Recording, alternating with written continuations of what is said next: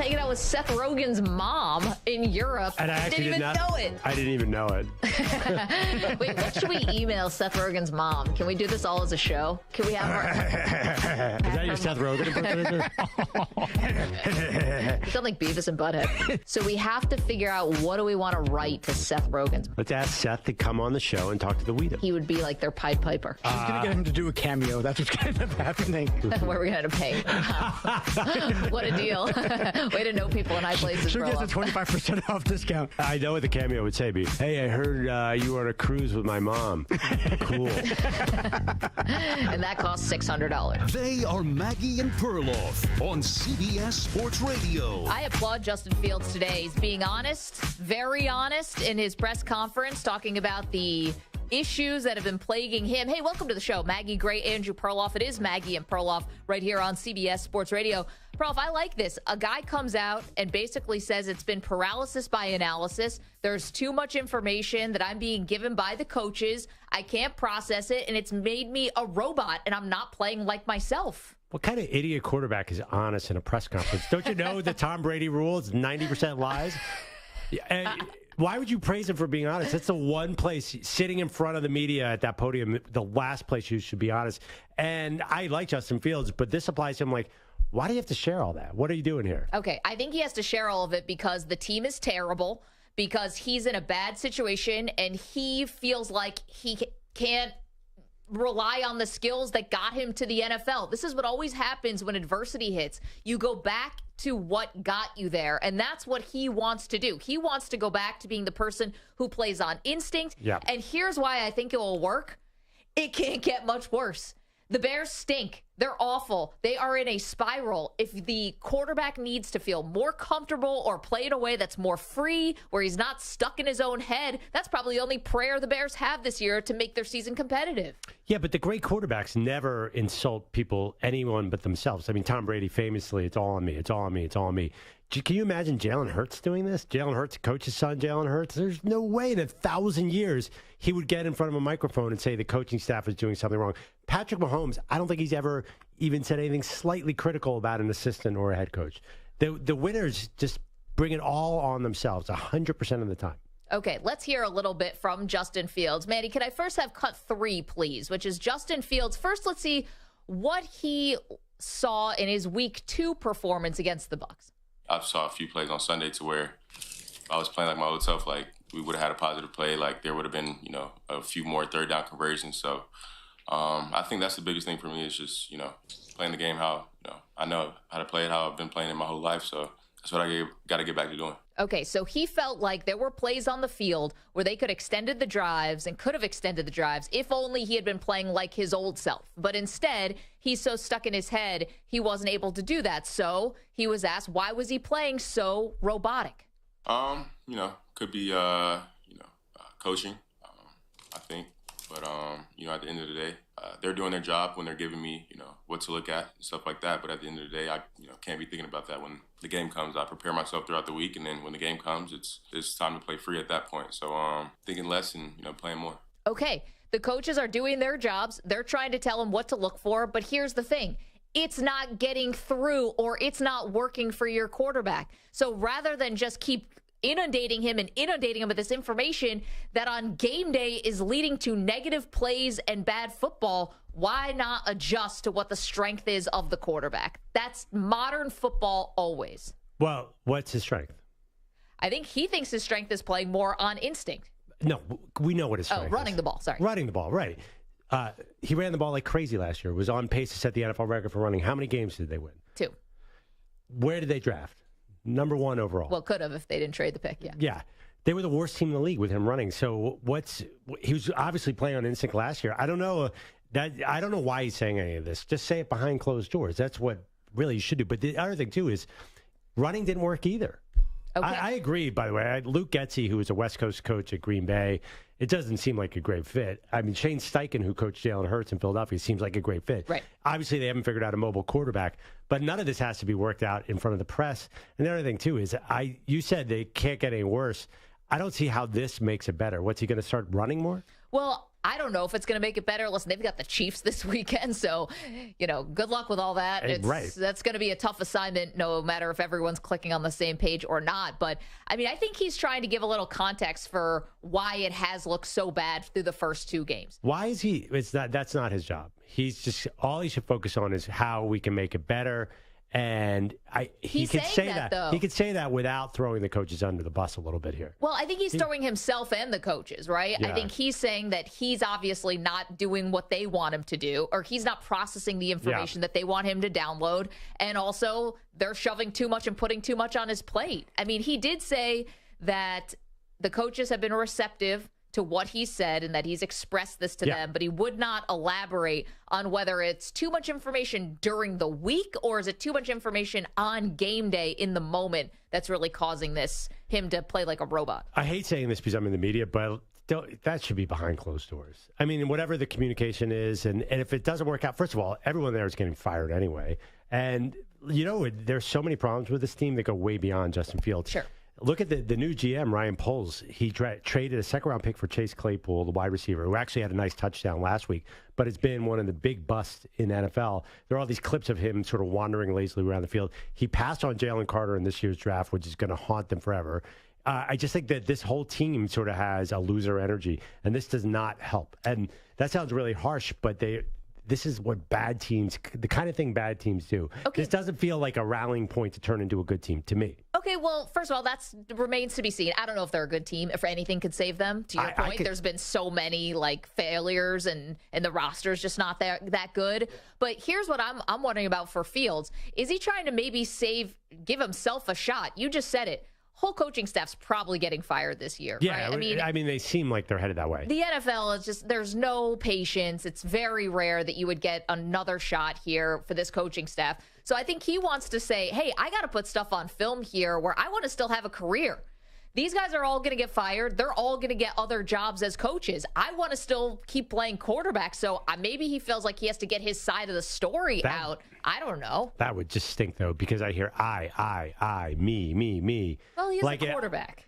Yeah, quarterbacks are the number one we position. It should be we. He can't be.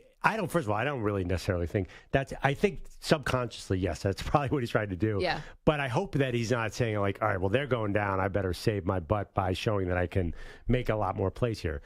He actually did really kind of insult the play calling a little bit. It wasn't just too much information. So we'll see what happens. He insulted it. So this was from last week, or from Sunday, rather. Yeah. This is from Sunday on that pick 6 against the Bucs. He kind of walked everyone through the thought process. And that situation is tough because, if you call it deeper pass, you don't want to drive back in the end zone and potential to take a safety. So, I think that's a tough spot regarding play calls, for Luke in that position. So, he went with his gut and, number 7 ended up making a good play. So, hey, it is what it is. Yeah, is that throwing the play caller under the bus? I think it's just explaining it. He seems sympathetic. He's like, he's got a tough job. That's a tough call to make in the moment on what the play should be. That play cost me the over-under in that game, so I'm upset about it. It's all about you. But, yeah, again, he should have just said, I screwed up that play, because he did screw up that play. He threw the ball to a guy who was 4 feet in front of him. I'm sorry, I'm confused because Shaq Barrett is wearing number 7. It's still bizarre. I know, I don't so like bizarre. I'm like, who was that? Levante David with the pick? Anyway, I don't really love this from Fields.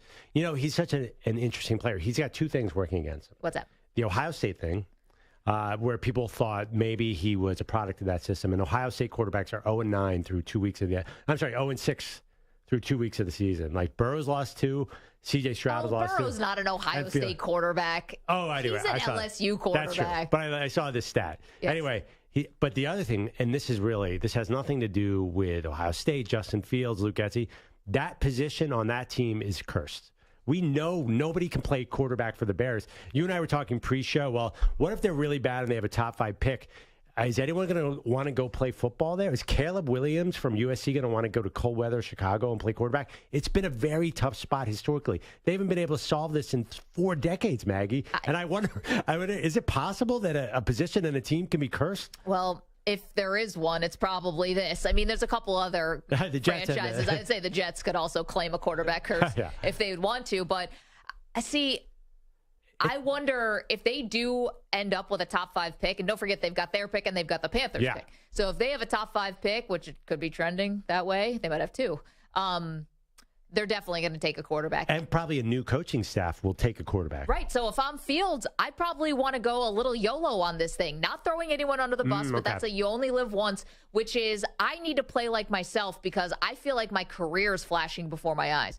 And just because you get drafted into a bad situation like Justin Fields did doesn't mean it should he probably doesn't want it to define the rest of his career. I think this is him taking a stand here and also being honest. Paralysis by analysis. There's too much going on. I'm getting fed too much information or the wrong type of information, and it's messing me up. I feel like you would kill Josh Allen if he was saying this about your Buffalo Bills. Not kill him, like criticize him about what. Josh, why are you talking about yourself here? You should be talking about the team and only the team. No, I wouldn't, because he's the only thing that's going to get my team hopefully to the promised land. That's never going to happen. There's never going to be one player who's going to get a football team to the promised land. Okay, well, but this is the most important position in professional sports, and so I want my quarterback feeling comfortable. I also want him to be held accountable. Don't get me wrong about that. When Allen turns the ball over 4 times, or if Justin Fields needs to be held accountable, I'm all for coaches doing that. Don't let the guy skate.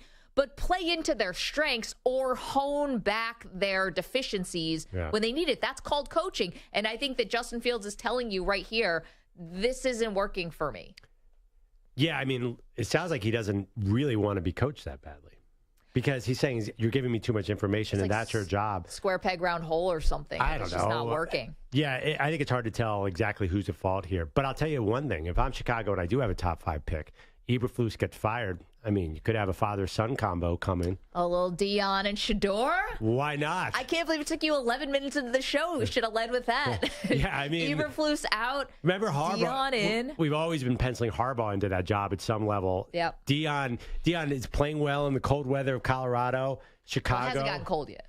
Yeah, that's true. That's true. But he seems to like he's not bothered. Deion, who's from Florida, doesn't mind the cold weather. No, I think there was like a foot of snow for the spring game. So. Yeah. So I think he could do Chicago. And then Shador probably will be sort of mock drafted to the Bears if Justin Fields doesn't pick it up. And like you said, they play Kansas City this week. They're going to go to 0-3 most likely. I mean, it doesn't feel like even if Justin Fields does change his style of play and everything works out here, it looks like it's going to be bad. If they're 6-10 this year or 6-11, I mean, where are we going? What future are we building with Justin Fields as the Bears quarterback? You've brought it up many times. They didn't draft him. This front office did not draft him. So I don't know. Maybe here's the one thing, though, he's making a stand, but I don't know where it's going to go, Maggie. But if there was any chance that they were sort of if the front office or the coaching staff is thinking like, oh boy, this could be a sinking ship. We got to save our rear ends. And we've got to be selling it to the owner like, hey, if you just give us a chance to draft our own quarterback, we can get rid of Fields and then we can bring our own quarterback in. Like, I don't know. Then you should have traded him, because to recognize that 2 games into the season, if indeed that's what's going on, to recognize that 2 games into the season, well, you probably could have traded him or just keep the number 1 overall pick and take someone else. Yeah, but first of all, it's proving to be maybe there wasn't a surefire number 1 pick there. Who would have been Bryce Young? I don't think they're going to bring Bryce Young into Chicago. That doesn't seem like a fit. Here's the thing about Justin Fields. Like, who's trading for him now? The Jets, for example, need a quarterback. They're not bringing Justin Fields. He's unproven. He has never been a winner in the NFL. Zach Wilson actually has a higher passer rating than Justin Fields. Yeah, I mean, they almost drafted Fields too.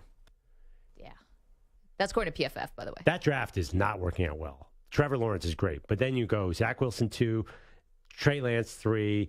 Justin Fields 11 and Mac Jones 14 or 15. I mean, it might be all of them are gone by next year, except for Trevor. 855-212-4CBS, 855-212-4227. Let's waste no time. Our friend Big Dave's in Kentucky. Dave, how are you? I'm good, Maggie. How are you? Excellent. Good. Listen, I usually align with your position on most things, but I couldn't. You're a smart person with great taste, impeccable class. Yes. True, but in this particular case, I could not possibly disagree with you more. Okay, why? I don't think this is not something that you do if you're a leader. I think it says something about, I'm not going to say lack of character, but I mean from a leadership, football, quarterback, leader team perspective, I think this is a reflection on his character. And, he's not a backup quarterback that we're talking about somebody gets injured, you have to bring someone in, and you expect the offensive coordinator to water down the system and simplify things so he can understand it. Being a quarterback in the NFL is a very complex situation, and I think the big is a very complex position. Occupation, position. And I think the question with Fields has always been this. I mean, he's athletic, he's got a strong arm, but I've said it 1,000 times, the ability to process defenses on the fly, that is the most important attribute of an NFL quarterback.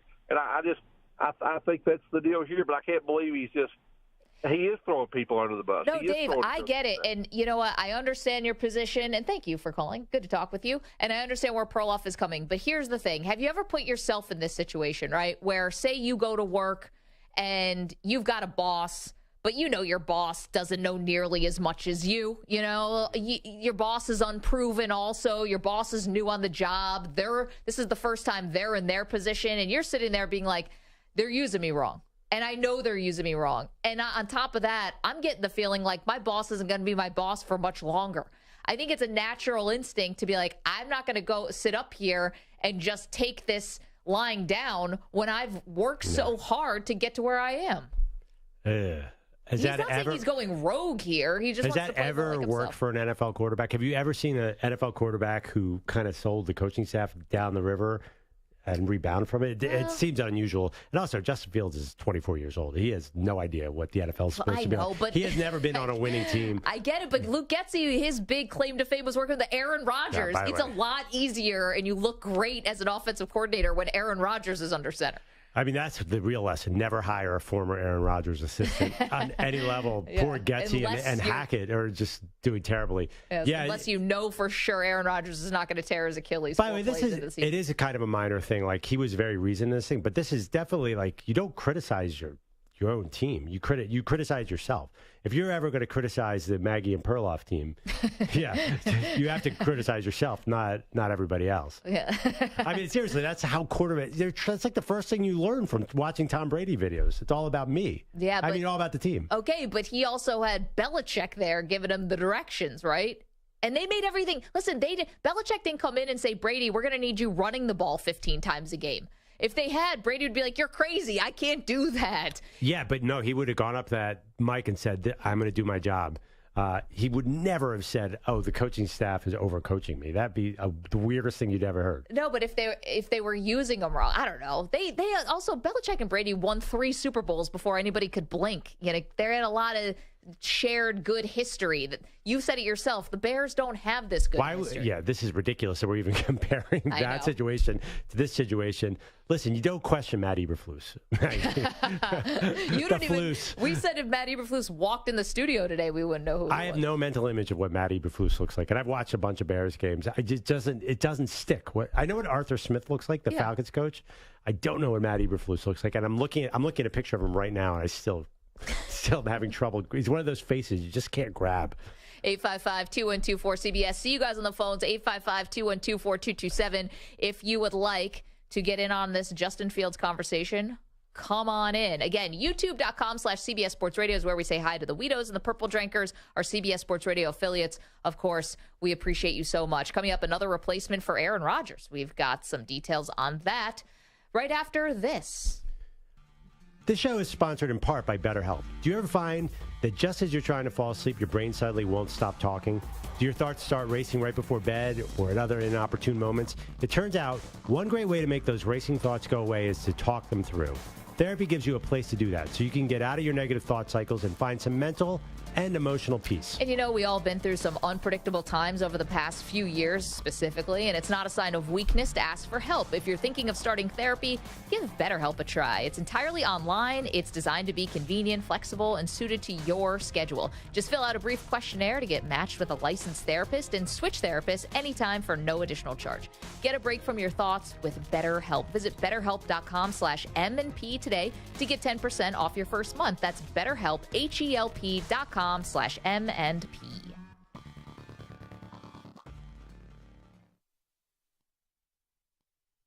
You're in a 4-minute break.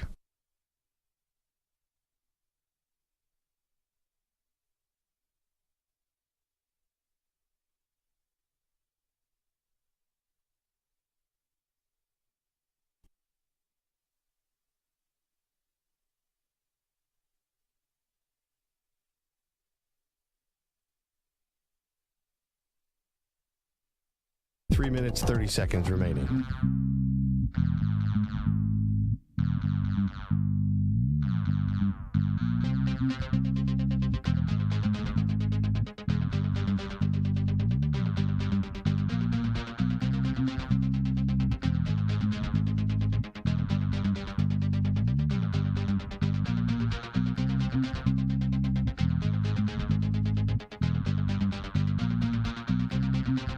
Three minutes remaining.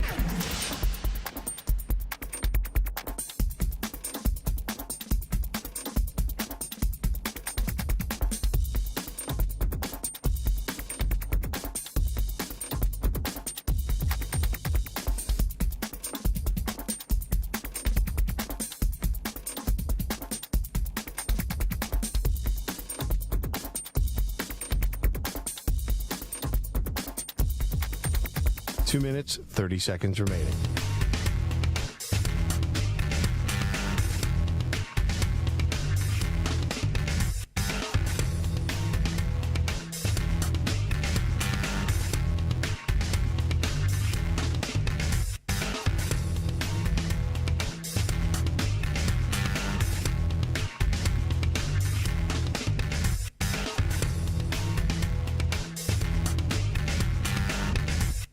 Two minutes remaining.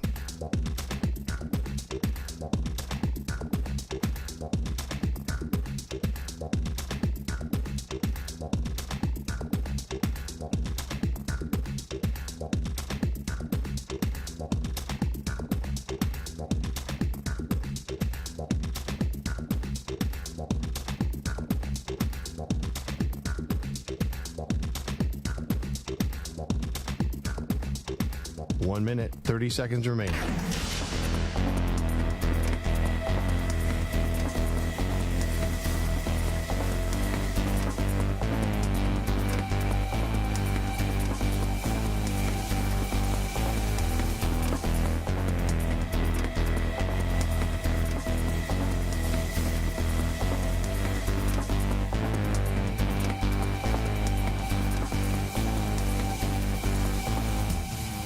One minute remaining.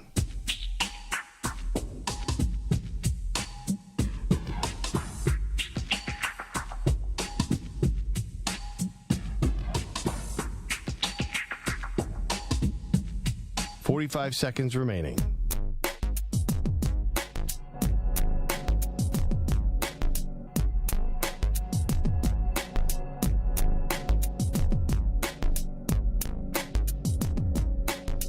Thirty seconds remaining.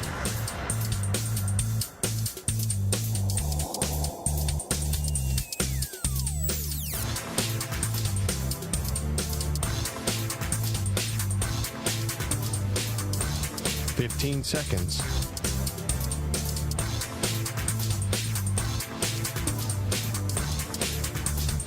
Break ends in 5 seconds.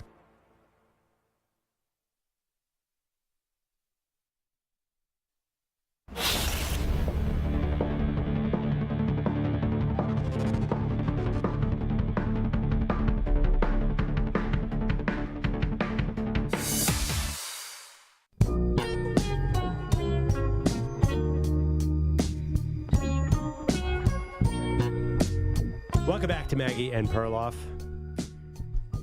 Raging pre-show debate. Important stuff, not about Justin Fields' future, but about the power couple of the day. But first, let's wrap up this Justin Fields conversation here, because I see Jay's on the line. I like this idea a lot. I think this is the number one fix. And if you're just joining us and haven't heard, Justin Fields at the podium today with the Chicago Bears admitting that the coaching staff is putting too much on his plate. There's too much to process, and he wants to, in his words, stop playing like a robot and start playing on instinct, how he knows how to play. So that has led to a debate. Is he right to say this and be honest, as I think, or is he calling out the coaching staff, which, as Perloff says, no quarterbacks really do that and generally kind of end up looking good. Jay is in Alabama. Hey, Jay, what's up? What's up, y'all? First of all, that clip you played of Justin Fields explaining that interception, that was textbook, perfect form, pristine, just like total, just perfect dry snitching. I mean, that's the best. That's Hall of Fame dry snitching right there. Just a slip of the name. Yeah. Like, oh, did I just say that? I mean, almost like Steve Urkel. I mean, it's just perfect dry snitching right there. Yeah, it's like, what happened on that pick six? It's like, well, the play call really, they had two ways they could have gone there. Call a deep pass, which they didn't do, or call the screen pass, and look what happened. I think I lost y'all. Can you hear me? Yeah, we can hear you. Okay, I thought I'm in the country. No, but yeah. Look, you threw the interception, bro. It's like me blaming. I'm a grown adult still blaming my parents for all my screw-ups, man. You're a grown adult. You're not allowed to blame anybody anymore. But as far as Chicago and everything, look, the perfect solution is build a freaking dome. Yeah. Throw all that tradition. I mean, my whole family's from Chicago. I know exactly where Soldier Field is. It's perfect. It's right off of Lake Michigan. Dude, build a dome. Well, they're not. Yep. This is the new. You know what? Yeah. Go ahead. The new stadium in Arlington Park, will have an enclosed roof. They will. So I think that everything is going to turn around and just when is this thing supposed to be done? That's the question. I don't know, but the thing about it, last time Chicago was relevant when running backs were relevant. Running backs aren't relevant anymore. So, I mean, you can't – I mean, look, remember a few years ago when Chicago got to like 50 below, people had water guns and the water was freezing before it even hit the ground. Yeah. People were locked in their house because they took a shower and the steam locked the door on them. That's why you have to build a dome, and they should have done it probably 20 years ago. 20 years ago. Well, I'm with you, Jay, but I'm with you all across, right? Like, I know people love football weather and all of that stuff. It makes it a nice on TV to watch the snow. But, Jay, I'm with you. I think domes everywhere. I wish the Bills would build a dome. Hell, they build a team that looks like they should play in a dome. Why not just actually finish the job and put the dome over the new stadium? Well, why didn't you build a cold weather team and have a home field advantage? If you're a dome, you're just another team. Why did you build a power defense team? I don't know. I'm not the GM. I wish they would. But again, I know it's sacrilegious to say this about Lambeau or whatever, but I do think that it'd be better if everything was domed up. Oh, Maggie, that take is not going to go over well. Edit that out of the podcast. I'm fine saying You that. just said dome Lambeau? Oh, my gosh. I'm saying dome everything. That is a terrible idea. I've been to Lambeau. I loved going to Lambeau. Dome Lambeau, you know what? Granted, I was there, and it was April. While you're at it, we might as well dome Wrigley Field and Fenway, too. We might as well. Actually, let's tear down Fenway and build a generic stadium. These are terrible ideas. Okay, but Jay's just saying build a dome in Chicago, and you're totally for it. What's the difference? Soldier Field. The funny thing is, I want Minnesota to go outside because it's so darn cold there. That would be an incredible advantage if you built your team that way. But they did play outside for a couple of years, and they were building a new stadium. They were kind of built. Teddy Bridgewater was the quarterback. They were built for an indoor stadium. Chicago, it's not working. Chicago just has to do something different than what they've done. But I do think that's an interesting idea. They can't solve the quarterback situation time and time again. They just keep failing here, and they're probably going to draft someone this year, and it's probably not going to work out. Yeah, I don't believe that. It's happened so rarely, and I know maybe Caleb Williams is a guy who could be an exception, but it's happened so rarely when guys honestly either go back to college or really don't want to go to the place, like Eli Manning, Peyton Manning. Well, let's see. I mean, I know Jim Kelly didn't want to go to Buffalo, but that eventually worked out. Maybe they've been behind the scenes. Yeah, John Elway. An agent might call some. Well, John Elway famously, but there might be an agent calling someone and say, don't pick this guy. He's not going to like it there. But that being said, Chicago, if I'm a quarterback, if I'm Shedeur Sanders, if I'm Bo Nix, if I'm any of these guys, I say, you know what, I'm good. Just let me fall the second round. I don't want to go. Man, 855-212-4CBS, 855-212-4227. All right, Perloff alluded to it. Okay. I feel like our show might not recover from this debate because I feel like it's getting kind of personal here. Do you want to set up what it is? Okay, so Jason Kelce, the sort of spirit animal of the entire city of Philadelphia, was it a podcast on WIP or the radio? No, he was on the morning show. He was on the morning show, okay. And he was asked about his brother Travis and the possible relationship with Taylor Swift. Can we hear him, man? Yeah. Jason Kelsey will take cut number 7. It's hard to answer because I don't really know a lot about what's happening in Travis's love life, and I try to keep his business kind of his business and stay out of that world. But having said that, man, I think they're doing great, and I think it's all 100% true, and I hope that this soon goes them out. No, I'm joking. I don't really know what's happening. I did not see that twist coming, by the way. Yeah. He's like, I don't know. He's like, I don't know, but it is 100% true, and they're doing great. Then he said, I'm joking. He said, I'm joking. Yeah. Did he say I'm joking? At the very end, he said, I'm joking. He has no idea. Wait, by the way, I don't know. Joking? Can we isolate that at the end? Isn't that what he said? He did say I'm joking. It's hard to hear it, but that's part of the controversy around this clip, but apparently he did say I'm joking. Well, he started off by saying I have no idea who Travis is dating. I know, but then he pivoted. Let's play the whole thing again and listen to the tone. It's hard to answer because I don't really know a lot about what's happening in Travis's love life, and I try to keep his business kind of his business and stay out of that world. But having said that, man, I think they're doing great, and I think it's all 100% true, and I hope that this soon goes them out. No, I'm joking. I don't really know what's happening. Oh, man, he snuck in the I'm joking at the end. No, he started out by saying, I don't talk to Travis about his relationship life. He clearly at no point has any inside knowledge here. Okay, well, whether or not this is true. But, by the way, the America has decided it's true. It doesn't matter what Jason says. We are assuming that Travis Kelce and Taylor Swift are together. I kind of feel like this is a really kind of a weird, heady move by Kelce. Because I think this might be maybe coming from his side. Forcing her to date him because he's telling everyone? Acknowledge this, All right. Okay. No, I'm joking. So this was the pre-show debate we got into. And, honestly, I don't know if the show's going to recover. Who is the bigger power couple? Because while all this Kelce-Taylor Swift stuff is going on, meanwhile, Odell Beckham Jr. and Kim Kardashian are also apparently hanging out, according to People magazine. So who's the bigger power couple, Kelce and Taylor Swift or Odell and Kim Kardashian? And before you answer, this is a Lifetime Achievement Award. Don't just get caught in the moment because Taylor's on a tour and Kelce is on the reigning Super Bowl champs. Think at their peak, at their height, that doesn't both the celebrity and the height. Athlete in terms of fame. But I don't understand the premise of the question. So if all of a sudden people were famous 40 years ago and in their 70s start dating, they're not the power couple they were when they were 35. What's this Lifetime Achievement Award? Just saying, they're clearly Barbara not dating. Streisand decides to get together with, Robert De Niro. I think it would still be pretty big news. That would be big. But but it wouldn't. Yeah, that's a good point, actually. But all that being said, you got to give it a Lifetime Achievement Award. Nobody cares who Kim Kardashian's dating anymore, though. That maybe 15. They have a whole show around it. Is that show Just still because on? You don't that watch show it is 20 years old.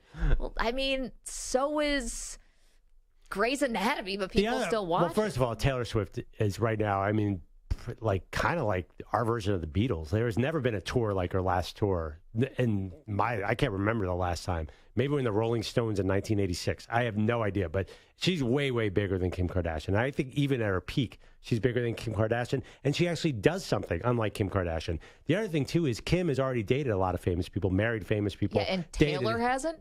Well, she's dated every famous person. This is all the material for her songs. No athletes, though. So this is the first athlete where Kim. Yeah, she's smart. Kim's, I think, has dated a lot of athletes. Married Chris Humphries and also all her relatives. I mean, so many. So Kardashian and athletes. The whole family kind of goes hand in hand. I don't think OBJ and Kim Kardashian moves the needle at all. I think it's basically a probably last 2 months or even if they get married. If this was 5 years ago. That is not a big deal. If it was 5 years ago, OBJ and Kim K 5 years ago, huge deal. Like, that's what I said. It's a Lifetime Achievement Award, though. So 5 years ago, it's huge. But because they fizzled out, it feels just bleh right now. I don't even know. Jeez, what are you guys, TMZ? Crap, you guys are. This is hard. Listen, you asked the question. I guess I did. Anyway, the public agrees with you. Kelce and Taylor Swift are crushing in this poll. 83% say they're the bigger power couple over Odell and Kim Kardashian. We don't even know who all the Kardashians and all the Jenners are dating someone famous, and we don't even keep track of it anymore, do we? I mean, Devin Booker snuck in there. Nobody cared. Like, who are they dating now? We don't even know. I know Kendall Jenner's with Bad Bunny. Thank you, Manny. Right. But so what? She'll be with someone else in Bad 6 Bunny's months. a thing? Oh, Bad Bunny's like a person? Bad Bunny's actually bigger than Kendall Jenner, but that doesn't. He might be a little bit bigger than Taylor Swift, depending on where you are in the world. The hell is a Bad Bunny? You think Bad Bunny? Oh, Sam. Do you think Bad Bunny's bigger than Taylor Swift? In some parts of the world, yeah. In Puerto Rico. He needs some sazon in his life.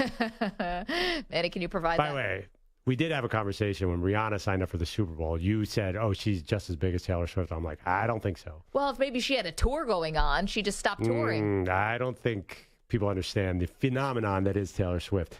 Taylor Swift, to her credit, know what she did? She couldn't tour for 6 years, and so that built up all. She couldn't own her music, right? Built up all this anticipation, and I mean, listen, they're still trying to get her for the Super Bowl. I don't think they ever will. But I think Taylor Swift is by far, she's probably the biggest American star right now. In the chat, Yeah. Pete Tollner, youtube.com/CBS Sports Radio, says Perloff and Kim Kardashian would have been a huge power couple. No, I agree. I never would have. I was all about Khloe. Really? She's way taller. There's no way I could date Kim Kardashian. Yeah, I think she's really, really small in real life. Well, Yeah, Khloe looks like height-wise, she's you know. 6'5".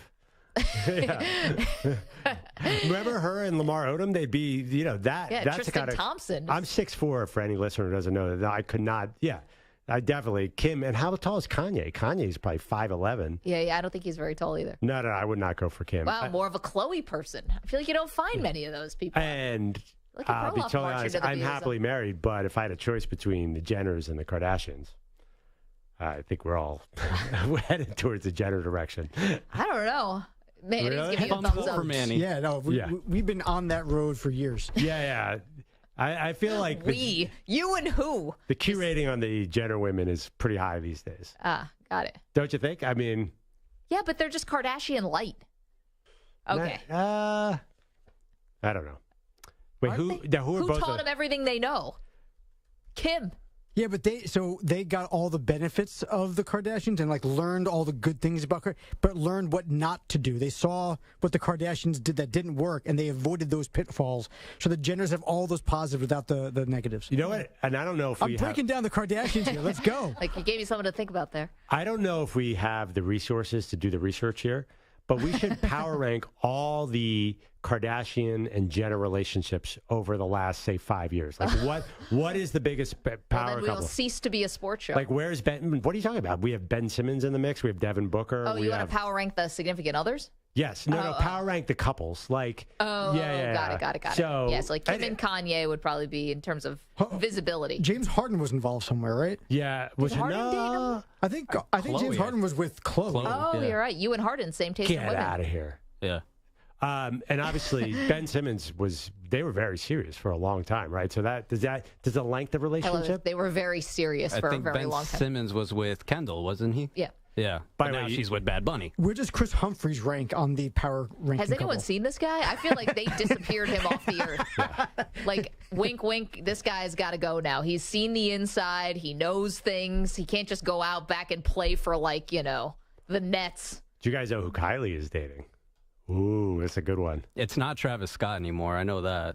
They were married, right? Guys, They had a kid. Yeah. Do you guys just want to go continue this conversation at the water cooler or something? Marco, Poor are you Marco. okay? You're not Kylie- I'm out of my depth. I have no idea what the hell's going on. I don't know half of these people. I'm out of my depths. Kylie and Timothy Chalamet. Now that is, Yes. that is a is the good newest couple. rumor. Yeah. That is a good couple. Great conversation. Yeah, wait. We're going to break down the Bears quarterback situation more? I'll tell you where that's a little headed. more Nowhere. depressing. That's going to have as much success as all these relationships we're talking about. Say, what's a more toxic relationship? Anything that's going on with the Kendalls, Kardashians, or whatever's going on between a quarterback and the Bears? Yeah, should we break down Justin Fields and Luke Getzey or Travis Kelce and Taylor Swift? Yeah, you got a point there. 855-212-4CBS, 855-212-4227. We return to sanity next with the Daily Deion. Your daily dose of Deion Sanders. We'll get that to you right after this CBS Sports Update. Here's Margot Belletti. CBS Sports Radio. Sports Flash. Hey guys, we're sponsored by Progressive Insurance. Insurance for motorcycles, boats, and RVs for protection on the road and on the water. See how much you could save at 1-800-PROGRESSIVE and Progressive.com. Brutal start to the year for the Bears, along with Justin Fields, who spoke about some of his struggles. I felt like, I wasn't necessarily playing my game. Felt like I was kind of robotic and, not playing like myself. So, my goal this week is just to, say F it and just go out there and, play football how I know how to play football. So then why so robotic and thinking so much? Could be, coaching. I think, All right, then. Bryce Young did not practice with the Panthers due to an ankle injury. His status for Sunday against the Seahawks unclear. Kareem Hunt, once again a Cleveland Brown, reportedly 1 year, $4 million. Giants ruled out Saquon Barkley and Andrew Thomas for Thursday night against the 49ers. Saints safety Marcus May suspended 3 games without pay, violated the NFL policy on substance abuse. Checking baseball, you got the Nationals all over the White Sox 12-3 in the 8th. Rangers lead the Red Sox 10-4 in the 5th. Orioles 1, Astros nothing. That's bottom 5. Royals doubling the Guardians 4-2 in the 5th. Mariners and A's scoreless. Same for the Giants and Diamondbacks. Phillies took out the Braves 6-5 and 10. Twins beat the Reds 5-3. I'm Marco Belletti. CBS Sports is everywhere, at home, in your car, and of course on your phone and tablet. Find us on your local affiliate, SiriusXM Channel 158, or the free Odyssey app.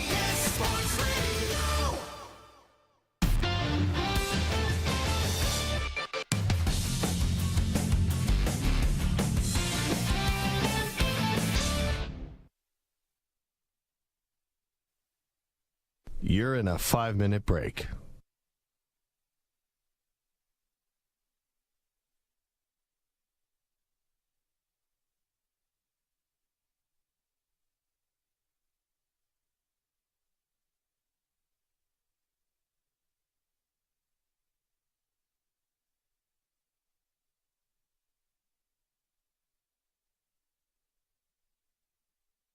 Four minutes, 30 seconds remaining.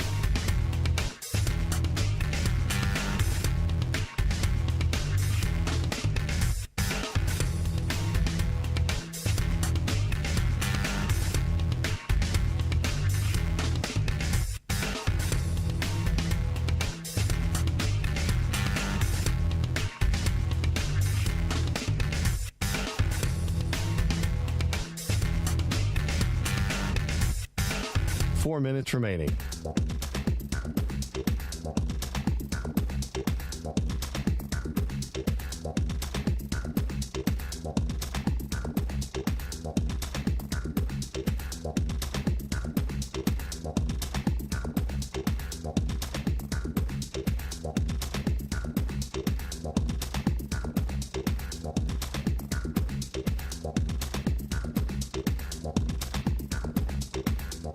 Three minutes, 30 seconds remaining.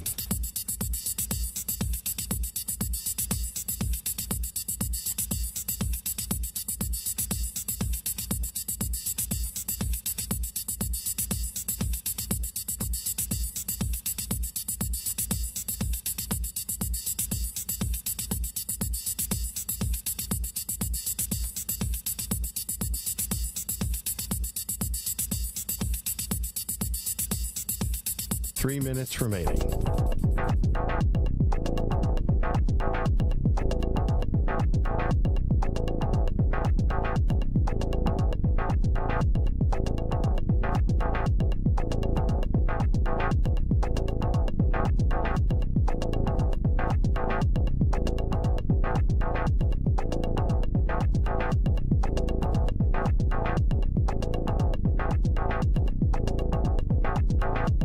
Two minutes, 30 seconds remaining.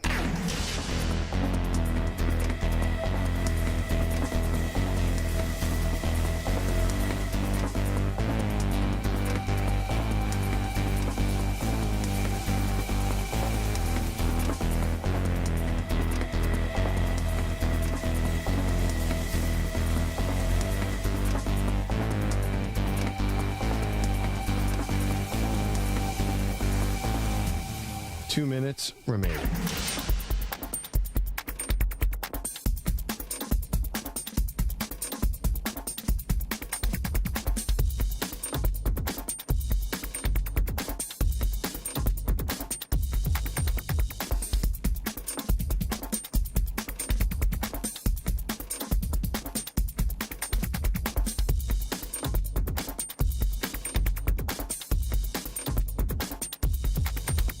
One minute, 30 seconds remaining.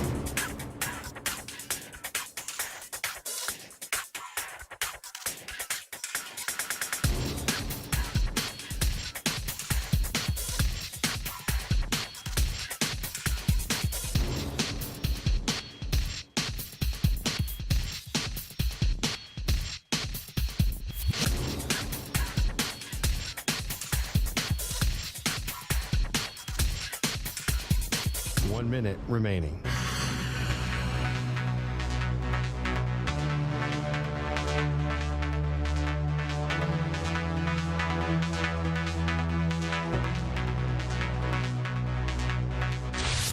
5 seconds remaining.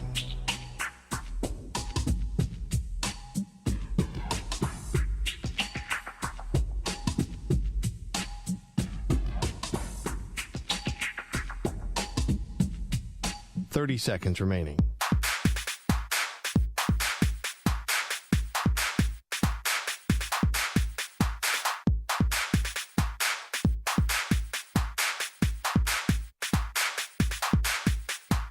Seconds.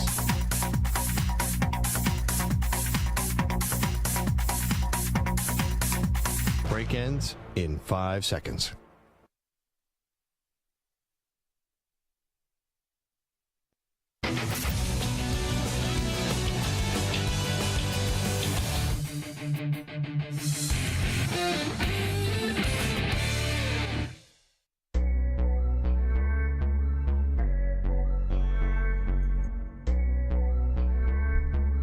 Welcome back to Maggie and Perloff.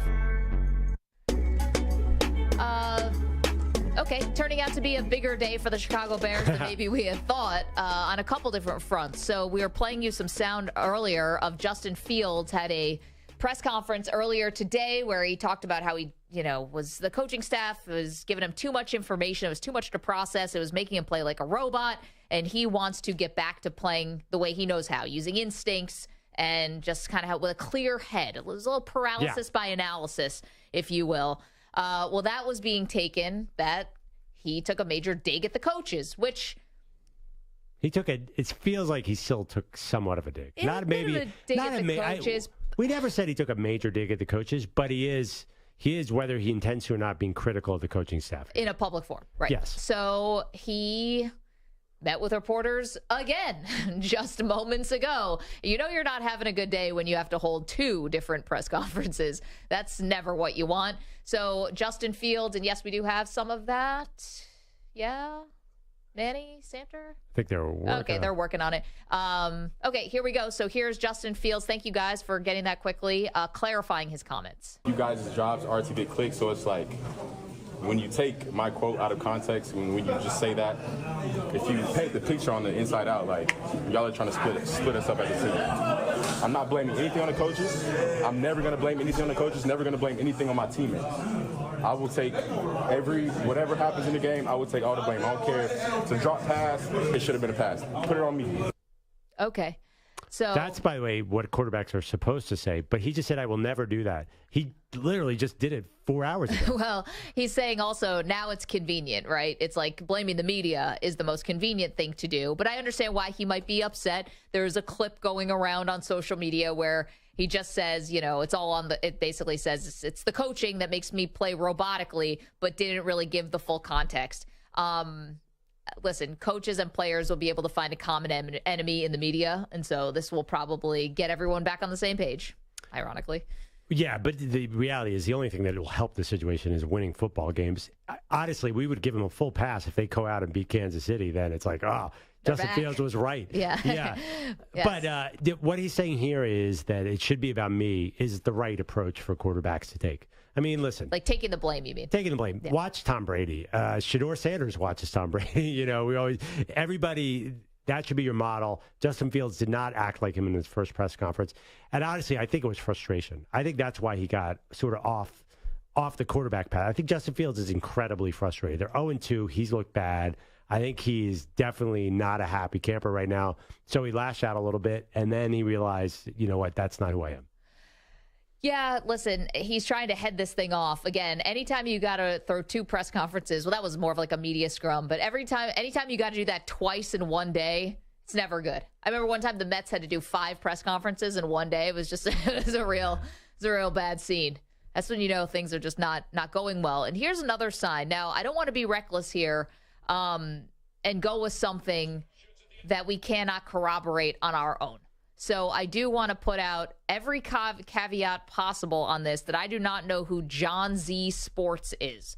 John Z Sports says on his bio he's the founder of Sports Talk Chicago and has a YouTube channel. Okay, so take that for what it's worth. He is claiming that Hallis Hall, which is the corporate offices for the Chicago Bears, and defensive coordinator Alan Williams' home were raided today by the FBI in an undisclosed incident. Hallis Hall was reportedly raided this morning. Williams' home was raided Sunday night after the team's Week 1 loss. That's according to John Z Sports. And that's interesting if that indeed is true.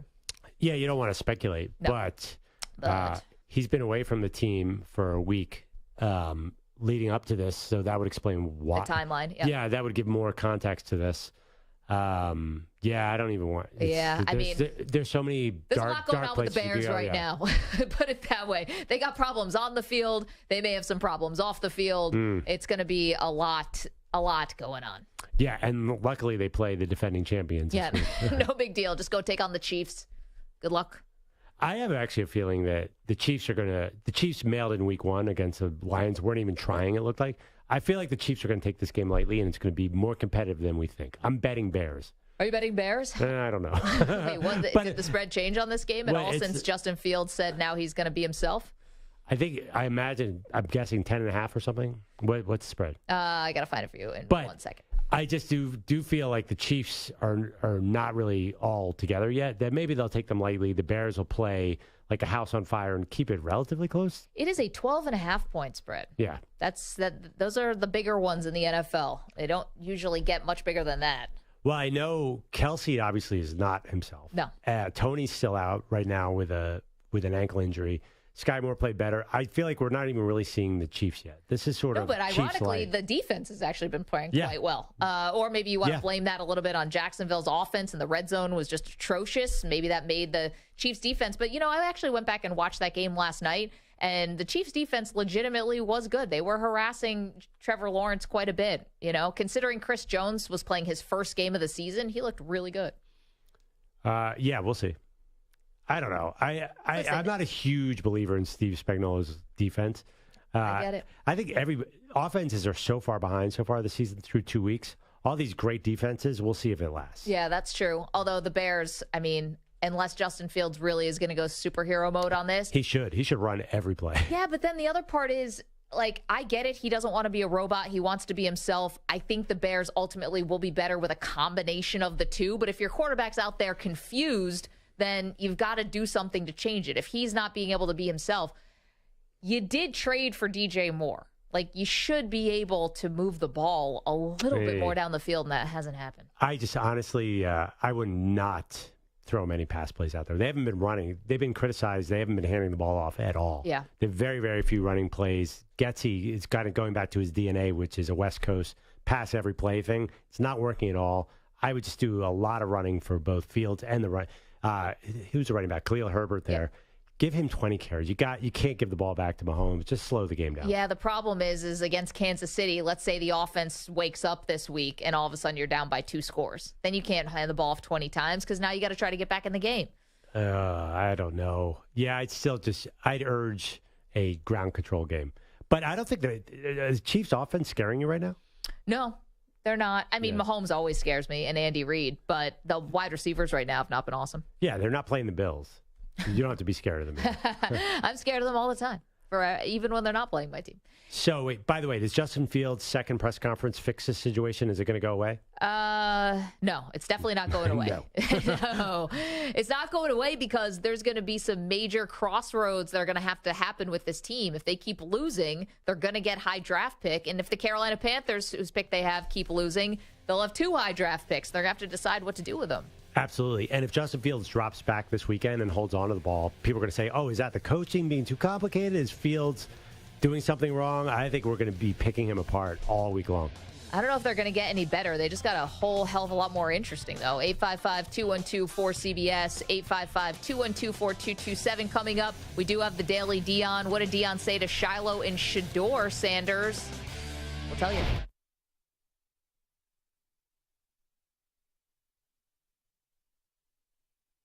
You're in a 5-minute break.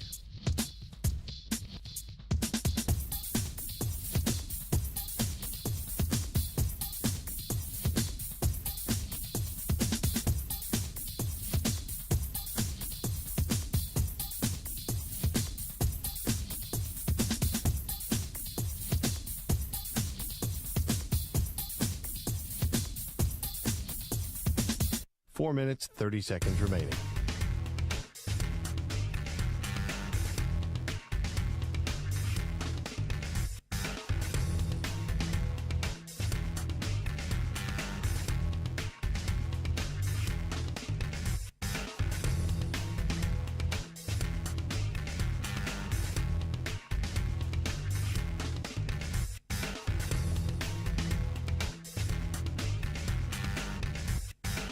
Four minutes remaining.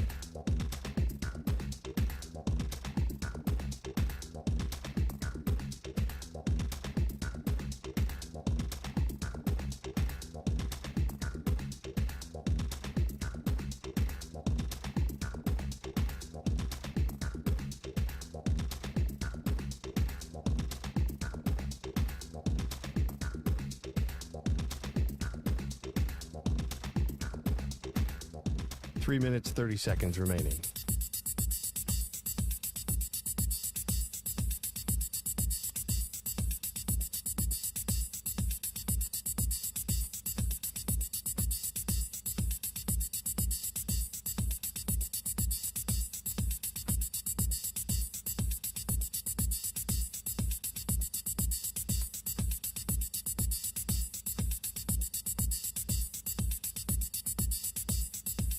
Three minutes remaining.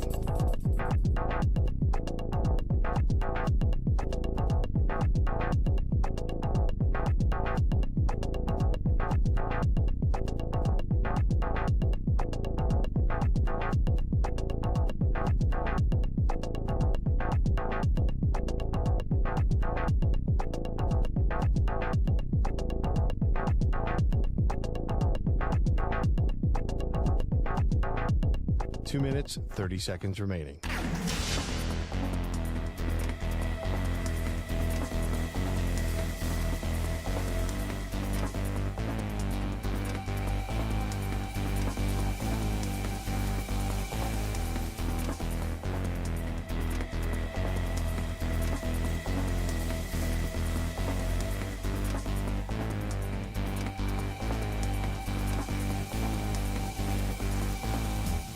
Two minutes remaining.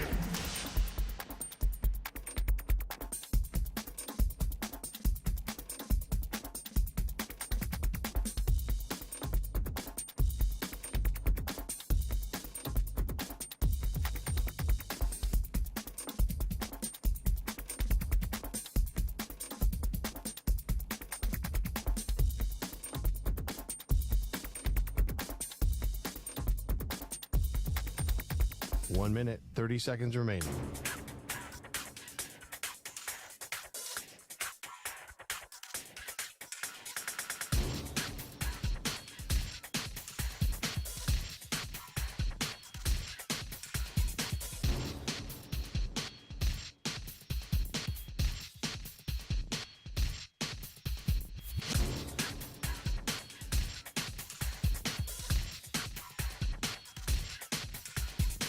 One minute remaining.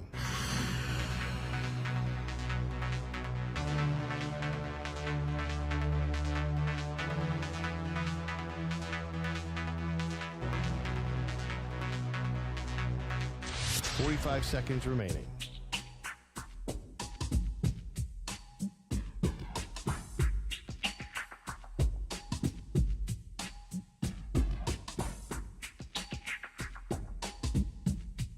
Thirty seconds remaining.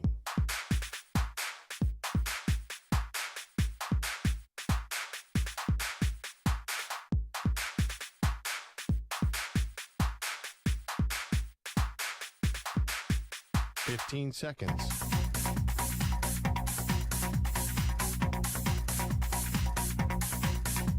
Break ends in 5 seconds.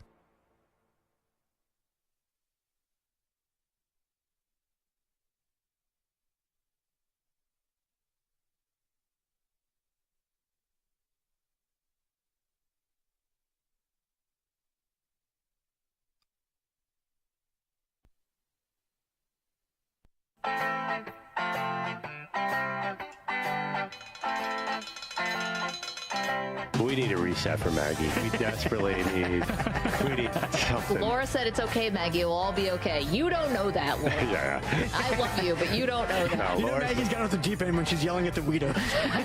No. Laura's perceptive. Today is more of an intervention than a radio show. No. Deep breath. She's doing breathing exercises. I want a camera on Maggie when Drew Gilbert hits a grand slam to win in the divisional round, and I just want to be there and say, I told you. 7 years. Yeah. In the year 2030, when I've renounced my Mets fandom for good. I'm just kidding. I can't quit you. They are Maggie and Perloff on CBS Sports Radio. Center of the sports world today, Chicago, Illinois. Things are going down really fast here. Started off, Perloff, with Justin Fields giving a press conference earlier today. A normal thing. Quarterbacks talk to the media once a week. Was basically saying, I got to get back to playing like myself. It's been terrible for the first 2 weeks of the season. And he said he feels like he's playing like a robot. Now, why is he playing like a robot? Here's the answer. Could be, coaching, I think. But, at the end of the day, they're doing their job when they're giving me, what to look at and stuff like that. But at the end of the day, I, can't be thinking about that when the game comes. I prepare myself throughout the week, and then when the game comes, it's time to play free at that point. So thinking less and, playing more. Feels like there was just a bit of a disconnect going on between the quarterback and the coaching staff. Yeah, I mean, definitely you see it on the field. There's obviously something is not working here. It's just you don't do that when you're a quarterback. You don't throw the coaching staff under the bus. You take blame for everything. And honestly, there's clearly a lot of blame on Justin Fields. You could say you're overcoaching him, but you could see so many plays where he drops back and he's not letting the ball go. He's just not ripping it, which could be... He's thinking too much. He's thinking too much, which is his fault, not the coaching staff's. I understand. See, I don't know if I agree with you there. I mean, listen, there are definitely plays where he drops back 5-7 steps and there's a guy open and he just will not throw it. Okay, that and for sure, but I think that's also because he is trying to process too much. It's like whatever's going on in front of you is going to be enough. And I think it's a coach's job, especially with a young quarterback, which Justin Fields still is. This is the beginning of year 3.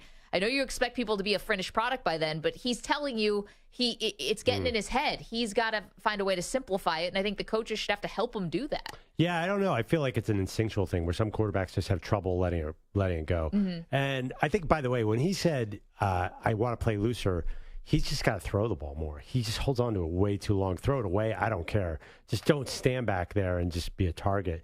I think that they should... I think what you're getting is simplify the offense, let him play what he's comfortable in. I always wonder when I'm watching football, Maggie, quarterbacks look amazing in the 2-minute drill.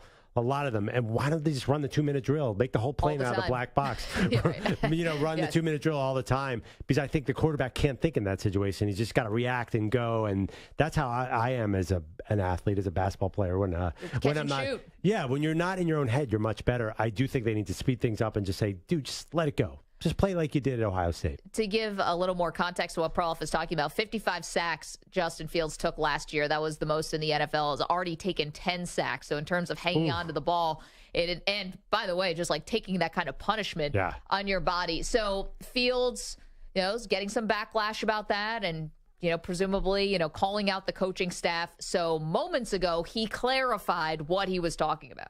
You guys' jobs are to get clicks, so it's like, when you take my quote out of context, when you just say that, if you paint the picture on the inside out, like, y'all are trying to split us up as a team. I'm not blaming anything on the coaches. I'm never going to blame anything on the coaches, never going to blame anything on my teammates. I will take whatever happens in the game, I will take all the blame. I don't care if it's a drop pass, it should have been a pass. Put it on me. Okay, so finding conveniently the media, great person, boogeyman, us, the media, you can just go ahead and blame us.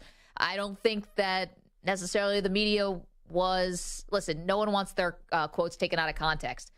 And I get the frustration of that for sure. However, I don't know if the quotes materially changed what he was saying. We listened to the whole press conference. Yeah. It was 11 minutes long. It kind of was boiled down to that one quote of feeling robotic and feeling like the coaches were making him robotic. But there was a caveat. He did say, I talked to the coaches, and they agreed with me. And then the coaches came out and said, yeah, we talked to Justin. He wants to play looser. We agree. That's what we want him to do. So it wasn't – I do think people, including myself and you, are maybe overemphasizing the friction between Fields and the coaching staff, because I think they all agree what's happening here is not working. Right. We got to get, but maybe Justin, the way he phrased it, I think was wrong the first time, and that's why he's going the exact opposite here. But that being said, none of this is going to matter, Maggie. If they don't win football games, that's how it works in this game. If you're 1-5 or 0-6, then there's going to be nothing but criticism. That's the bottom line. Not just that, but now you're thinking about what's the future going to hold. And I know we're super early into the season, but now they play the Chiefs this weekend. That's not going to be easy on the road in Arrowhead, one of the toughest places to play. And this is a coaching staff that probably is feeling the heat, and a front office that's probably feeling the heat. It's not just Justin Fields. It's a bad football team. So everyone might be in a little CYA mode. Everyone might be in a little, okay, what's going to be next for me? I don't want to see my career get flushed down the toilet because we're all in a bad situation here. And I can understand this is what happens when teams lose. People start looking out for themselves. I don't know if that's necessarily what's going on, but we're starting to see it. Yeah, no, it's not good. Their left tackle got hurt today, too. We'll get into it later, but there's some controversy around their defensive coordinator. Yeah, hasn't been with the team for a week, and there is a report out there from John Z Sports. Again, we don't know who John Z Sports is, but he is alleging that Hallis Hall was raided this morning by FBI agents. We don't know what they're looking for. We don't even know if that's true. Yeah, I mean, it's 2 weeks, so you really can't judge anything, but it feels like the wheels are coming off in Chicago. If everybody's going to go to their corners and try and survive this, like say the coaching staff blames it all on Fields, Fields blames it all on the coaching staff, the GM blames it all on the coach. Right. This is what happens. That's what happens with bad teams. Honestly, I don't think anyone's going to buy any of it because the Bears, it's been a long time since they were good. Yep. You know, we don't believe in Eberflus. I'm just going to say that. I mean, he hasn't proven anything as a head coach. We don't believe it's just Justin Fields in the NFL. He's a great runner, but he hasn't won any games. And we really don't believe in the GM either. You said it. It's not a great team anywhere. Their defense isn't scaring anyone. No, and you got this sort of great opportunity right now with Rodgers out. You know, I think that, you know, Rodgers has always owned the Bears and the Packers have always owned the Bears. But now you get like this little shift here. You get a little reprieve. Now could have been the moment to kind of strike, and they can't really take advantage of that, which is a bummer. So we'll see. We'll keep an eye on what's going on with everything in Chicago. But let's get to our daily Deion. Hit it, Manny. Daily. Do you believe that? Deion. You believe that? The appetite for all things Deion Sanders still voracious. So what do? Perloff, we give the people what they want. That is the daily Deion. Today we bring you a clip. It's from Sunday, where Deion took his sons to the Broncos-Commanders game. They're in a luxury box or suite or whatever, and Deion says Shiloh and Shador, well, not so sure they're going to be entering the NFL next year.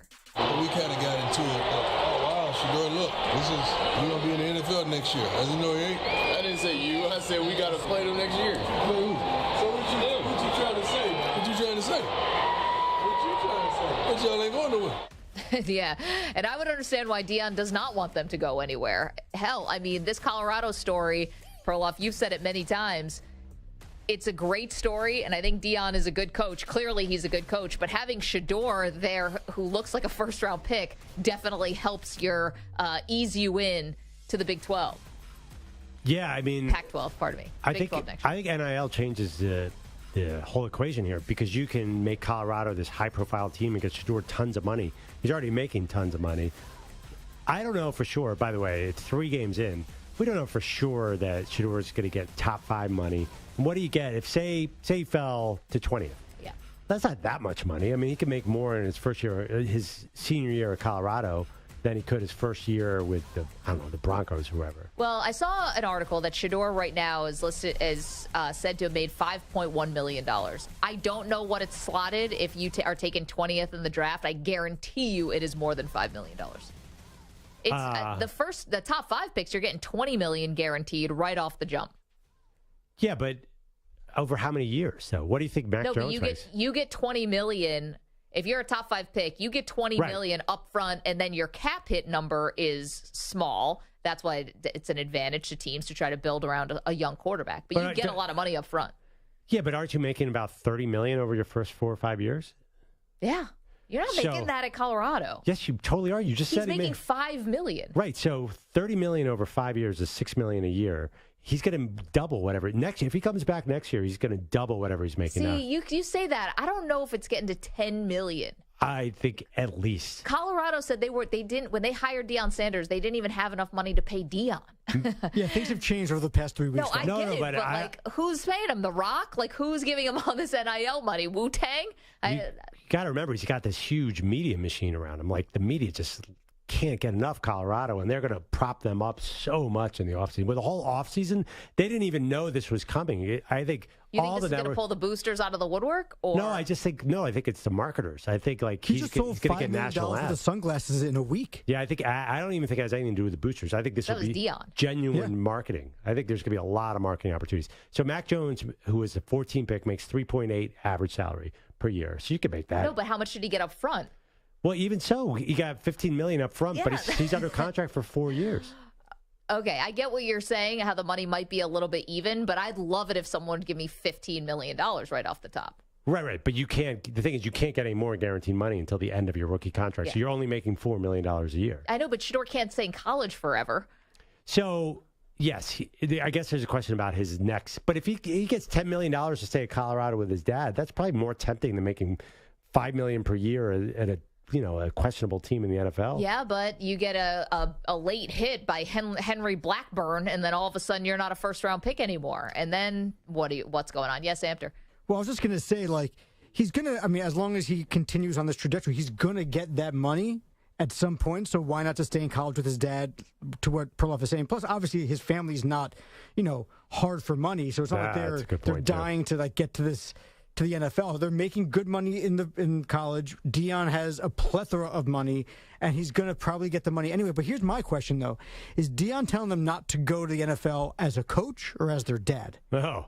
Great question. Right? Like, definitely. is he saying, like, I need to keep them here for Colorado, or do I need to keep them here because I think as their dad, they're not ready? 1,000% as the coach. Yeah, they look pretty ready.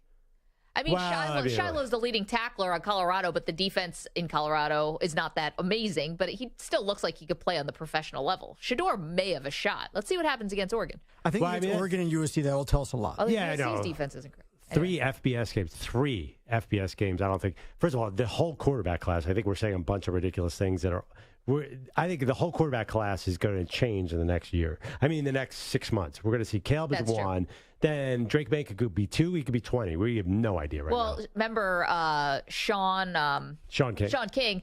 Thank you. Joined us yesterday. He thinks that Shedeur is battling Drake May right now for second. Yeah, it could be, but then again, it could be neither of them. It could be someone completely different. It could be Michael Penix. Man, I hope that Shedeur goes number 2 because that means Perloff is driving somewhere.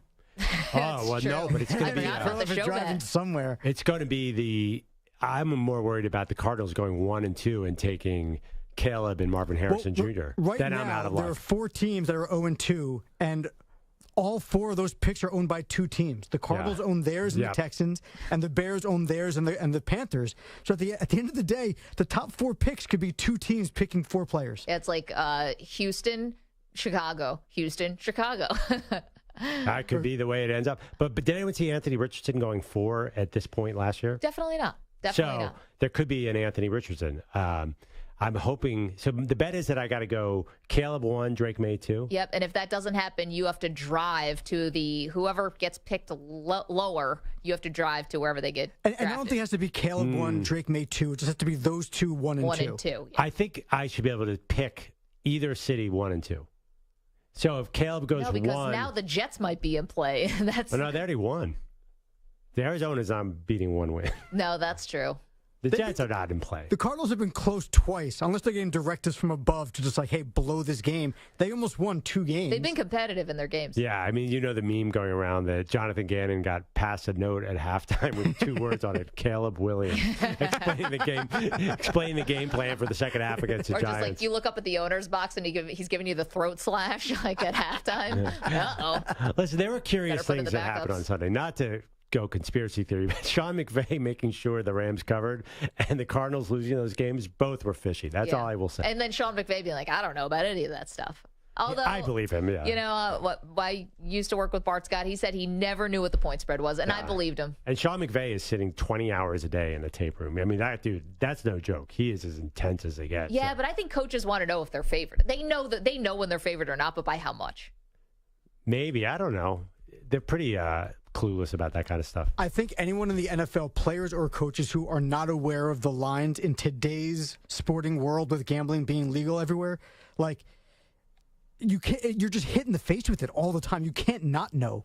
You can't, like, I don't go to a gambling website anywhere, and I know the lines on half the games that are out there already. I know. You consume a lot of sports talk radio, though. This Maybe is more true. than This the is average true. person. This is true. The average listener is on for 11 minutes. You sit here for the whole entire show. Okay. Yeah, we only listen to 5 minutes. Thank you. You are one of those 11-minute listeners. Okay, we told you before, John Z Sports in Chicago was reporting that the FBI had raided Hallis Hall this morning, and they had raided the home of defensive coordinator of the Bears, Alan Williams, after week one. Their week one loss, and Williams had been away from the team. Okay, so now Ian Rappaport. This is someone we do know, someone with a little bit more of a profile than John Z Sports, no disrespect. Update on the Bears defensive coordinator, Alan Williams. He resigned this morning. So there's definitely smoke here. Definitely smoke. Still can't get anyone else to confirm whether or not Hallis Hall was raided. Wow. Does this impact the team? First of all, they're 0-2, so it probably can't get any worse. But, like, does this really impact stunk. Justin Fields? No, but it is like chaos. You know, their defense has been average. I mean, the Bucs scored 20 offensive points, and obviously that picks it. It was 27-17. But Eberflus is a defensive guy, so you'd think he would be able to do it. But it sure feels like the end is coming soon for this entire coaching regime. Yep. You know, regardless of whatever happens. Who knows what this is? I mean. Yeah, I mean, you go to some dark places when you're thinking about these rumors. Yeah, why the FBI would get involved. Right. Yeah. If that indeed is true, by the way, I want to couch everything because we're just not sure. But as we get details, we'll bring them to you. Okay. So that happened. Deion happened. Do you want to put that up as a poll, Samter? Is Deion telling Shiloh and Shador not to go to the NFL? Is he saying that as a coach or as a father? You can go to @Maggie and Pearl on Twitter. YouTube.com/CBS Sports Radio is where you can watch the show and say hello to the Weedos. And, of course, the absolutely free Odyssey app. It's crystal clear. You can download it. SiriusXM channel 158 as well. Coming up, we've got a question for big-time college football programs. We're going to answer it, too. Don't move. Maggie and Perloff, CBS Sports Radio. You're in a 5-minute break.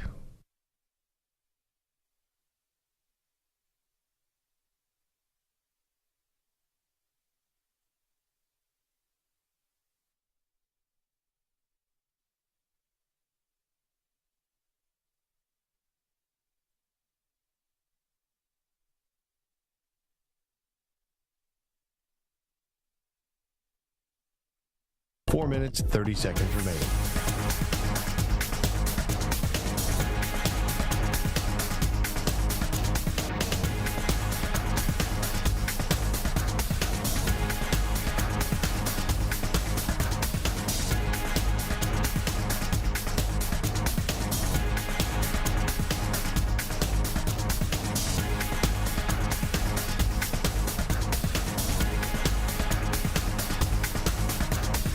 Minutes remaining.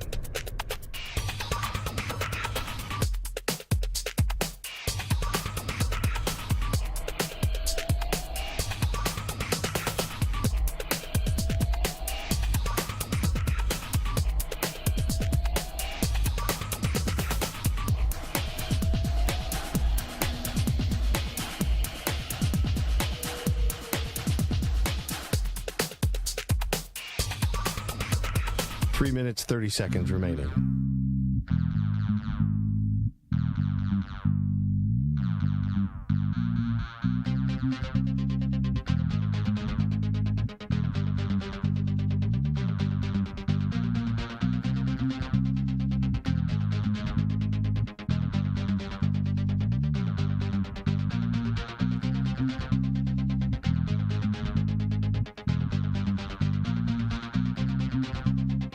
Minutes remaining.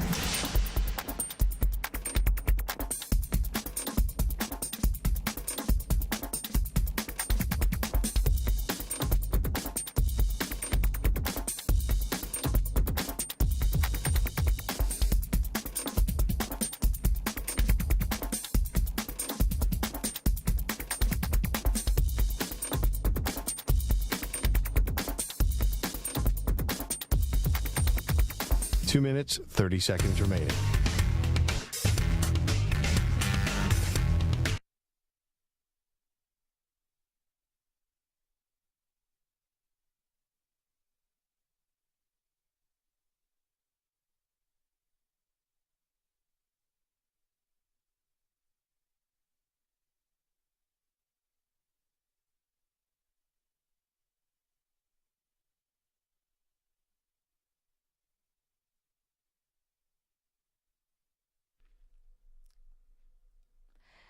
This is Maggie Gray with an Odyssey Sports Minute sponsored by Prevagen. This is Maggie Gray with a CBS Sports Minute sponsored by Prevagen. Shohei Ohtani is entering free agency, but not without some serious red flags. Ohtani had surgery on his elbow Tuesday, but neither he nor his agent is confirming exactly what type of surgery he had. If it was Tommy John, wouldn't they just announce it like dozens of major leaguers before him? The doctor who performed the surgery was confident Shohei would be ready for opening day 2024 as a hitter and by 2025 as a pitcher. How can he be so certain when Ohtani's rehab hasn't started yet? He's literally a once in every 100 years player, but will his body be able to hold up? I'm Maggie Gray.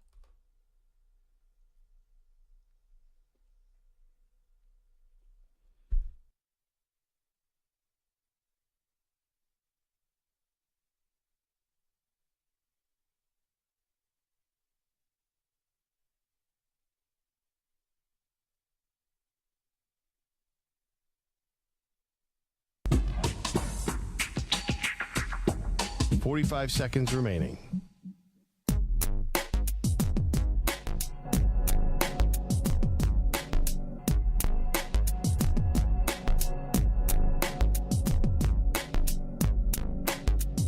.30 seconds remaining.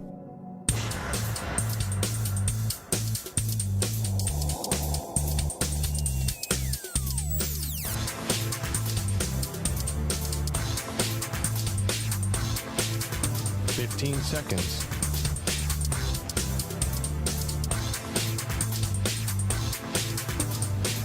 Break ends in 5 seconds.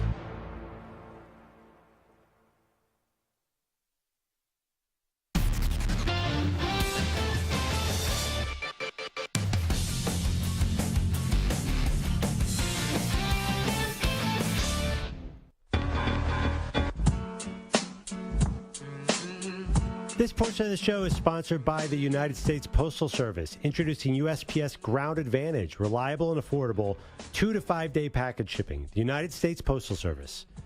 All right. It is Wednesday between week 2 and week 3, and there is no movement whatsoever for the New York Jets to sign a veteran backup quarterback, Maggie. No, I'm shocked. It's shocking. I'm so surprised. Yeah. Is it because they're waiting for somebody? Is there, or say Zach Wilson loses to Bill Belichick and the Patriots this weekend? Yeah, which very easy to imagine that scenario. Yeah, considering Belichick has owned the Jets. Yeah, so if that's the case, are they maybe waiting for a team to realize we can trade our veteran quarterback and then go that direction? Or are all the reports that they want to sign a Chad Henne, a veteran backup who knows the system, true? I think there's no way there is a good quarterback, a good starting quarterback from another team coming to New York. I don't think Kirk Cousins is coming. I don't think Jameis Winston is coming. I don't think they're going to trade any real resources because whoever takes this job is just waiting for Aaron Rodgers to take it back. And if you fall to 1 and 2, no one's coming in and learning the system fast enough to save this team. I don't see any scenario where they're like, oh, let's get a veteran quarterback who's going to save the day and get to the playoffs. Well, it's not going to happen. I think Cousins could definitely happen because think about it. He doesn't have to worry about what happens when Rodgers comes back because he'll be a free agent at the end of the year. So if anything, he could use this potentially to springboard himself to the next big contract he's going to get. Why would the Jets give up a high draft pick for a guy who's gone? Well, I don't know if it's going to be a high draft pick, but here's the thing. If the Vikings, who are 0-2 right now, face the 0-2 Los Angeles Chargers this weekend. Now, they have this game at home on Sunday, but if you go to 0-3, I know it's a 17-game schedule now, so there's a little more wiggle room for a bad start, but it's looking pretty bleak at 0-3. So you lose that game, you might think to yourself, listen, we can let Kirk Cousins walk for nothing at the end of the year, or we can get a jump on this thing and we can trade him and get an asset back. I don't know how high the draft pick is. I don't know if the Jets are motivated to trade a high pick, but the odds that Zach Wilson struggles against Bill Belichick's defense are like close to 100%. Right. Belichick has been able to confuse lots of Jets quarterbacks, Sam Darnold and now Zach Wilson. It's been bad showings. Last year they lost on a bizarre special teams situation. They lost on like a walk-off punt return, I believe, in Foxborough. But Zach's not going to look any better after this. Honestly, I don't know why. They'd be 1-2, the Jets. Kirk Cousins has a 200% better chance of making the playoffs with an 0-3 Vikings team.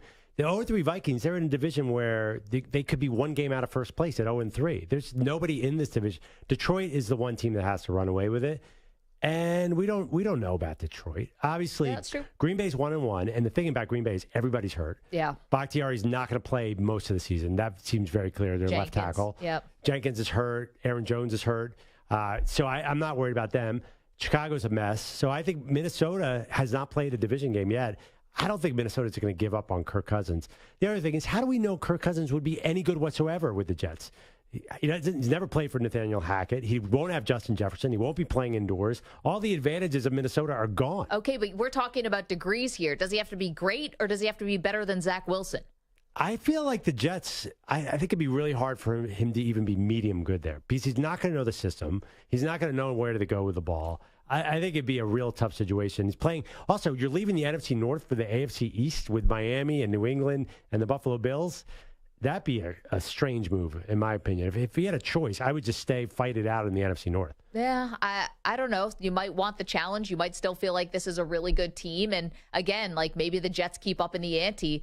To say they can't learn the system, I never really believe that. I watched Baker Mayfield learn plays on the flight from Carolina to the Rams and beat Stu's Raiders. Like, I think you can learn enough. I think you can learn 15 plays in a week. All right, let's look at the Jets schedule. If Zach Wilson wins this week, then Zach Wilson is a starter, and that's fine. But if he loses, they're 1-2. Then they have Kansas City. They're not winning that game. They're 1-3. So Kirk Cousins has a 1-3 Jets team. At Denver, Eagles, at Giants. Like, Cousins is not going to be able to win these games with the Jets. He might win a couple of them, but what's the high end here? They're going to be 1-4 by the time he steps into the lineup. Okay, what are the Vikings going to be? I mean, they're losing to bad teams. They lost to your Eagles, who was a good team, but they lost to Tampa in the opener. Weird game, yeah. That was odd. Okay, they play the Chargers, desperate Chargers team. They could win that game. Then at Carolina, it might be easy, but then they play Kansas City.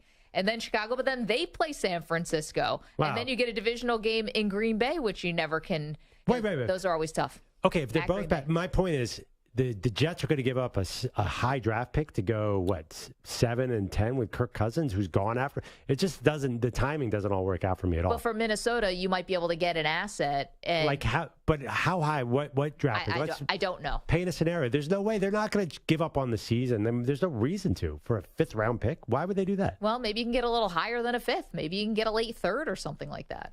They're not going to give up a late 3rd for Kirk Cousins. I just don't think. I mean, if you were the Vikings, would you do that? What would be the point? Well, if I keep losing, see, that's the scenario. I'm not saying I'm doing it today, but if I lose to the Chargers and now I'm 0-3 and say I do, then I go to Carolina, okay, maybe you get a soft landing there, but then I play the Chiefs. Like, where's my season going? And I need to try, I'm trying to get as much capital as I possibly can because I'm basically in a rebuild mode. Yeah, but as a 3rd round pick worth, I mean, they have to sell tickets and things for a 3rd round pick. What are they going to do with a 3rd round pick? That's not even. Kirk Cousins is the reason they're selling tickets. Justin Jefferson is the reason they're selling tickets. And by the way, they've got to figure out what they're doing beyond this because Jefferson is amazing. You got to understand, like, who's going to be throwing passes to him in the future, I think is a big question for Minnesota because it's not going to be Cousins.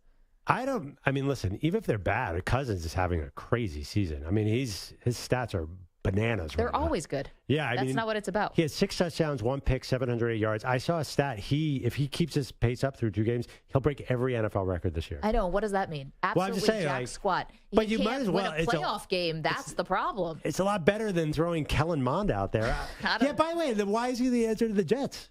Well, better defense than Minnesota. I got that for you. I just don't think it really works out. Why not go to Carson Wentz? Why just bring in somebody? At least there's upside there. I feel like you have become the new Carson Wentz PR propaganda arm. I mean, if you gave me a choice between giving up a 2nd round pick to go 7-10 with Kirk Cousins or just sign Carson Wentz for free, I would do Carson Wentz every time. Here was Boomer Esiason, Manny. Can we hear Boomer, our pal, our colleague down the hall right there at WFAN, on with Boomer and Gio this morning, talking about Wentz to the Jets? Most guys thought that Carson Wentz would be the answer because you wouldn't have to give up anything. And I know that Carson Wentz has a perception about him, but, Frank Reich did not want to cut Carson Wentz in Indianapolis. He didn't. The owner did because the owner overreacted to 2 losses at the end of the season. Yeah, I get that. And Jim Irsay is a total wild card. I get it. But this was also Philadelphia that gave up on him, and it's also Washington that gave up on him. So it's like there's a reason Carson Wentz isn't on a team. Well, Washington's a disaster. Last year was a mess with Carson Wentz, so I don't blame them. I think, honestly, he's talking about the loss. I think the whole vaccine mess in India, him not being available, rubbed the owner the wrong way. Still, we're talking about a backup job. We're not talking about I'm going to build a franchise around Carson Wentz. Might as well bring him in for free compared to my Kirk question. Cousins. Then why isn't he in there? I don't know. Okay. Because I know. I think the Jets, I think Joe Douglas drafted Zach Wilson and he wants to make it work. Okay, so maybe a little ego there that he just wants to show, hey, we're going to look like we're putting all of our weight behind Zach Wilson. Well, also, I think that they, for better or worse, have some hope that Zach Wilson can be kind of good. I think they have that. I know you looked at me like I was nuts. I think. I'm watching him play. He beat my team, but. By the way, was he terrible in the second half against the Bills or the first half against the Cowboys? He wasn't terrible. He was bad. But it's still that whole thing that they're winning in spite of him. They're not winning because of him. That's for sure. Yeah, but I just think it wasn't as big a disaster against the Cowboys as it was last year. I mean, he threw some late picks, but I didn't think it was that terrible in the first half against Dallas. They were in the game. We have some updates for you on the Chicago Bears situation. Would you like to hear them? Are you asking me or the audience? Everybody. Would we all like to hear them? No. Manny, again, with the thumbs up on a radio show. Is an answer where we say, no, we don't want to hear it? Okay. We all thought you were being rhetorical there, I'm sorry. But please, go ahead. Okay. What do you got? Anyway, okay. So how this day started for the Bears was actually with Justin Fields appearing to be critical of the coaching staff in a press conference. He has since walked those comments back. While all of that is happening, there was a secondary news story that was breaking about the Chicago Bears defensive coordinator, Alan Williams, who resigned from the team this morning. There's been some reports that the FBI raided his home after week 1, their loss in week 1. Apparently, the reports that Hallis Hall was raided by police, those are false. According to Courtney Cronin, a team spokesman addressed the rumors regarding Hallis Hall being raided today as false. We're told that the police have not been to Hallis Hall in connection with Alan Williams. So there you go. Here's from Adam Schefter. He basically says, a statement from Alan Williams, just that he's taking a step back to take care of his health and his family, and he appreciates the opportunity to work for the Bears. He said, I plan to come back and coach again, but we're not sure why the FBI was at his home, allegedly, and why he had to resign today. So there you go. Well, right. We don't know if the... But no FBI at Hallis Hall. That report was not true. And we don't really... There's been really no confirmation the FBI was at his home either.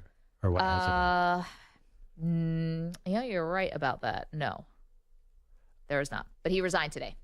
Actually, I got to be honest. I don't know much about this guy because I always thought Eberflus ran the defense. Why are you hiring a Matt Eberflus if he's not running this defense? I know, but there still is going to be a defensive coordinator. It might be a name only, but... Well, no, but there's some head coaches or offensive who don't have a coordinator, right? I feel like they usually name someone. Yeah, kind of like Reed with the enemy. Yeah, exactly. Even if they're, just sort of in name only. Yeah. So there you go. So we're still waiting to hear about any details that might come out from Chicago. Busy day. Hey, Marco. Busy one for you today. Yeah. Chicago's keeping me on my toes here. Look at that. And no, I was looking. I can't substantiate any of the FBI stuff. I've seen those reports. Yeah. Same thing you guys are talking about. Nothing concrete from any of the more credible places, if you will. I'll tell you what. That would be a hell of a rumor. Yeah. I'll be fair. The part of it that I did find that is credible that I didn't know, Peanut Tillman's in the FBI. Who knew that? I know. That's well done. I didn't know that. Missed that one right over my head. 150 stories about that. I missed them all. But I wasn't sure if Peanut Tillman's in the FBI. Like, how Shaquille O'Neal is like Yeah, he's a sheriff. Yeah. But No. like Shaq's like a cop. Peanut's allowed to do press, by the way, and you're not allowed to ask him about the FBI. He does like football analysis, and you can't ask him an FBI question. Like he says, his people tell you that in advance. Wow. So it's like hiding in plain sight. Like he is an FBI agent, but you can't ask him anything about it. Do you think they're really putting him on like big cases? Oh yeah, he does like cartels and stuff like that. Yeah, that's what I was looking at. Yeah. No, he's Okay, but legit. He's a full-time FBI agent. Yeah. Okay, I get that, but I thought being part of like FBI or CIA is like you wouldn't be instantly recognizable. So like, what if you're down to the cartels and like someone happens to be a Bears fan? It's like, hey, Peanut Tillman, what are you doing here in my backyard? This is so random. And it's like, you're under arrest? Don't you have to like kind of move in the shadows? Be when undercover is the word that you're perhaps looking Thank for? you. Undercover. Thank you, Manny. I'm almost positive he works in an office. Yeah, right. He's not like out in the No, field. I don't think he's undercover. He also, by the way, okay, I have to confirm this. He's got another really weird thing going on in his life. Not weird. Oh. He is. What do you got? Okay, vamp for a second. He's doing this thing with a boat where I think is like he also an archer. Like, is there anything else? Any other talents? he is. He's a poet laureate. He rowed across Lake Michigan 65 miles, I think, for charity. You said road? Rowed, and it's like this crazy accomplishment. He did this last year. He's an incredible human being. How does he have enough He hours rowed in the the boat, day? which he built. He also built himself across the lake to raise money for childhood cancer research. Good for him. Yeah, he's an amazing guy. He's unbelievable.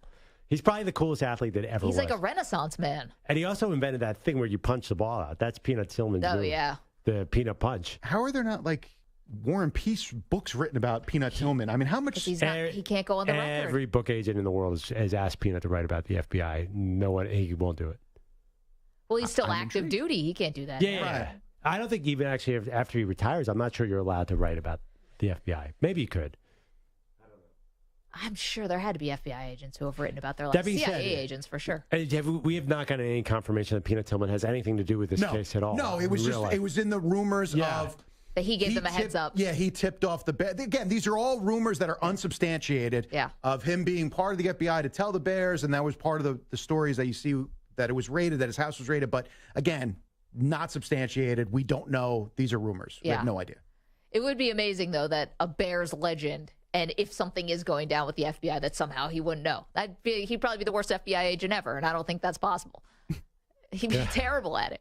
It'd be like if I was an FBI agent, something was going on at WFAN. It's like, geez, I'm really not doing my job if I'm sitting right here and it's going on right there. Right? Yeah. I think Peanut's doing bigger things than whatever this defensive coordinator is up to. Yeah, probably. I think, But it did say he works on like the big national cases. Anyway, not to get it's fascinating. Is that a movie or is that a movie? Oh my gosh! Well, especially if you bust the bad guys. I'm thinking Peanut Tillman undercover goes in, busts the bad guys, and then like takes off the disguise. Yeah, but my head goes to is like Brian Urlacher and Mike Singletary behind him. Like it's just it's messing me up. It's like, here's my wingman, Brian Urlacher. You are aware that the actual job of working for the FBI is not like Mission Impossible. You know that, right? Like they don't do the fake mask and they don't fly out of planes. Let me dream. There probably is about 50,000 desk jobs in that. Oh, I'm sure. But there's not one person in the FBI that's got a fake beard and mustache. Come on. No, but do they do the entire fake face thing like Mission Impossible? Like Scooby-Doo? Wait, you know Mission Impossible, well, yeah, right? I do. Yeah, like right. I don't think that exists. Yeah, but I don't think Mission Impossible. That's not FBI, is it? That's like some secret organization within a secret organization. Yeah, that's CIA, right? Well, yeah, I don't know what they are. Actually, that's a great question. We should know this. But FBI is domestic and CIA is around the world. Right. I know that's the difference. I guarantee there's a fake beard and mustache department at the FBI. Guys, my mustache is actually fake. Mandy's I'm actually undercover right now. We knew it all the time, you narc. John Smith sitting right here. Peanut Tillman. What's up, Peanut?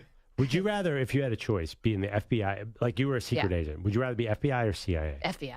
Oh, CIA all day. Really? Oh my God, like international espionage? Yeah. I'd last 5 seconds. They'd poison my tea in 20 seconds and I'd take a big old sip. Yeah, I want to be in like Prague on an opera house roof running from bad guys. FBI has to do the dirty work. That's not as fun. But are you good at languages? Do you pick up on them well? Like, no, am I? Yeah. No, I'm terrible. Right, so you'd be a sitting duck. Well, I'd be better now with Google Translate. You're sitting down face-to-face with Putin? No, I'd be dealing with a Russian arms dealer. I'd be like, excuse me for a second. I put it on my phone. You want a what? No deal. Hello, Maggie. Oh, yeah, thank you. I am the king of accents. So that was your Cam Smith.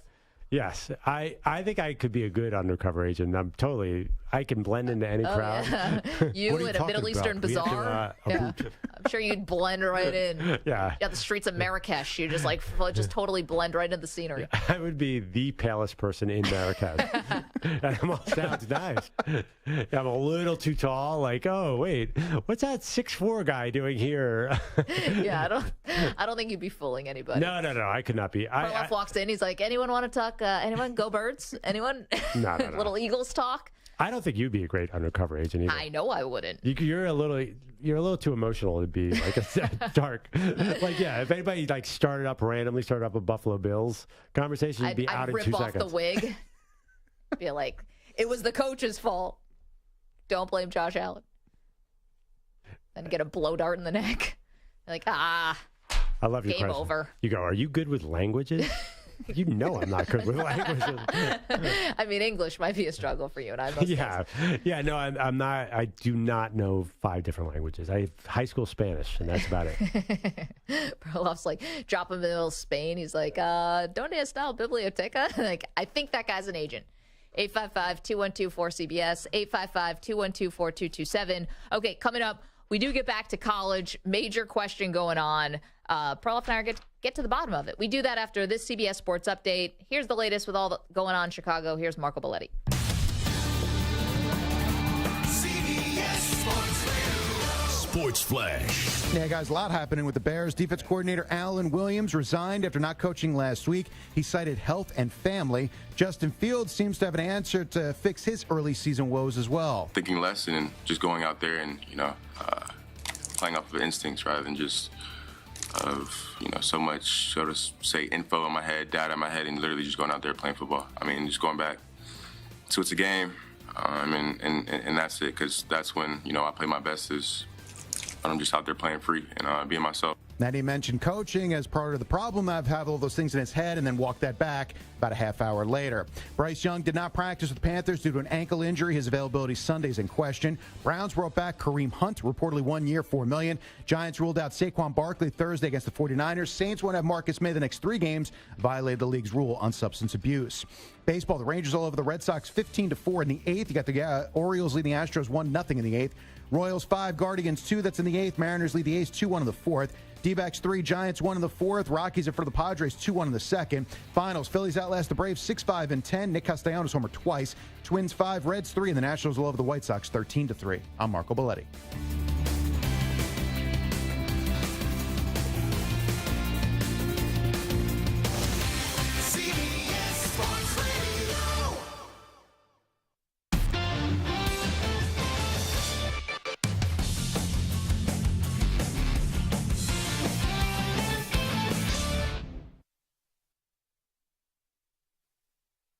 You're in a 5-minute break.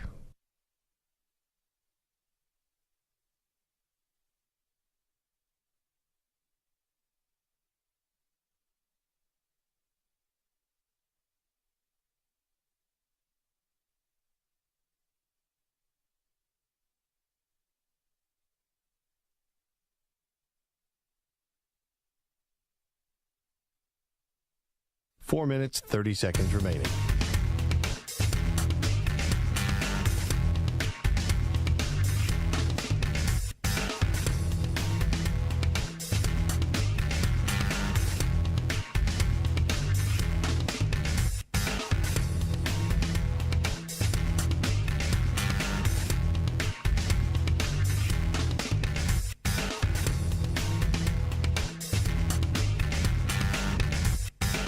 Four minutes remaining.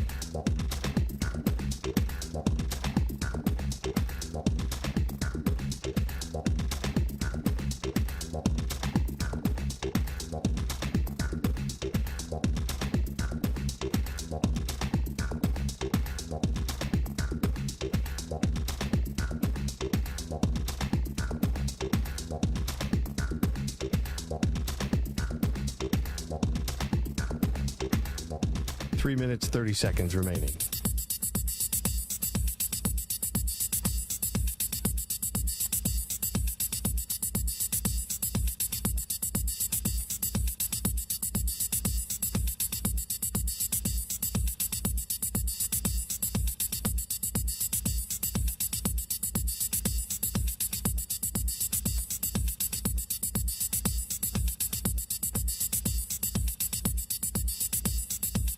Three minutes remaining.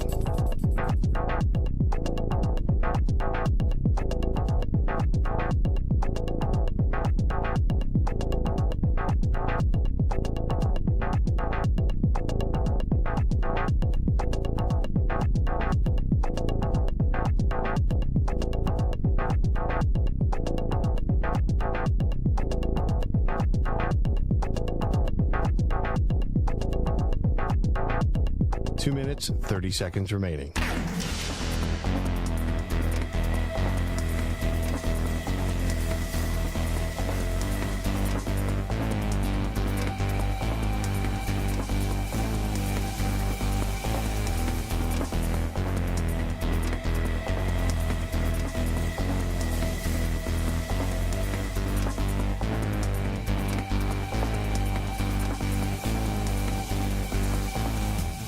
Two minutes remaining.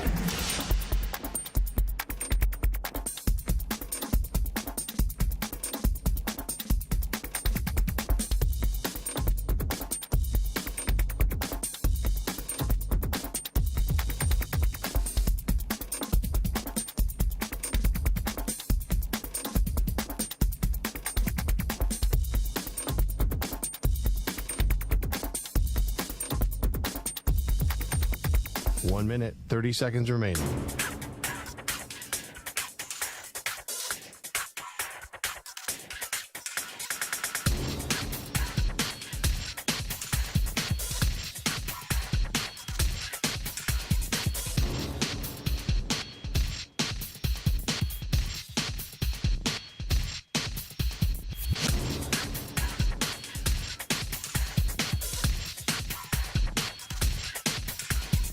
One minute remaining.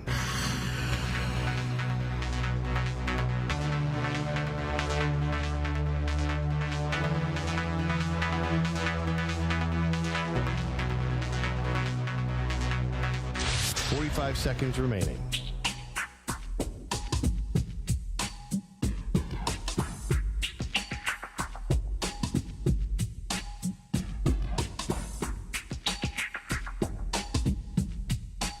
Seconds remaining.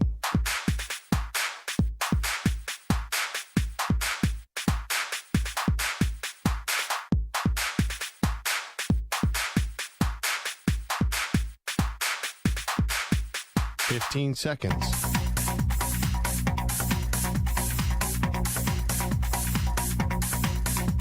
Break ends in 5 seconds.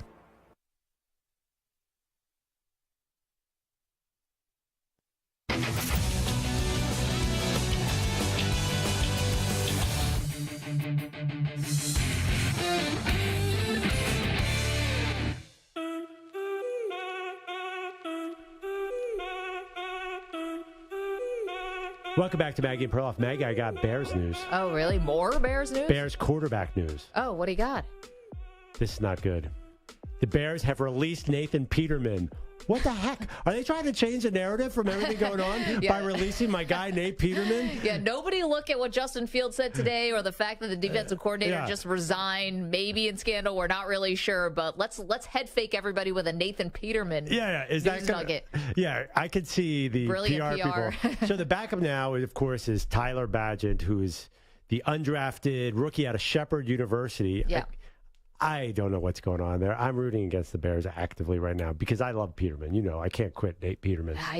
This love affair you have with Nate Peterman. He is the nicest guy. I've met him in multiple. It feels like a personal attack on me. Well, honestly. As him being a former Bills backup who threw five interceptions in one half when the Bills were trying to break a 17-year playoff drought. Half of them were tip passes. Anyway, I'm not going to defend it. But it is so funny that they released this at 4:49 Eastern in the middle of this crazy news day. They're like, all right, we're going to cut Nathan Peterman. Yeah. It's like, oh, come on, Bears. They feel like they are really spinning out of control. Well, not because of the Peterman thing. No. With everything else. Fields and the defensive coordinator, and there's a lot of rumors flying around, and he's left. It just feels like they could be a really bad team this year. I don't know. Could be bad / train wreck. Like, the thing is with the Arizona Cardinals right now, like, Arizona has had their train wreckness, with the GM, with, actually, you know what? I think there is a lawsuit going on right now against the owner by a wrongful termination or something, right? That's an arbitration. So I take that back. Cardinals a bit of a mess, too. Well, I don't even think the GM thing, who cares about that? The fact that they have not been good and forever. And the Kyler Murray homework clause and paying him, and now he's hurt, and what are you going to do? So you can be bad, but bad and train wreck is like, you can't just be bad in anonymity.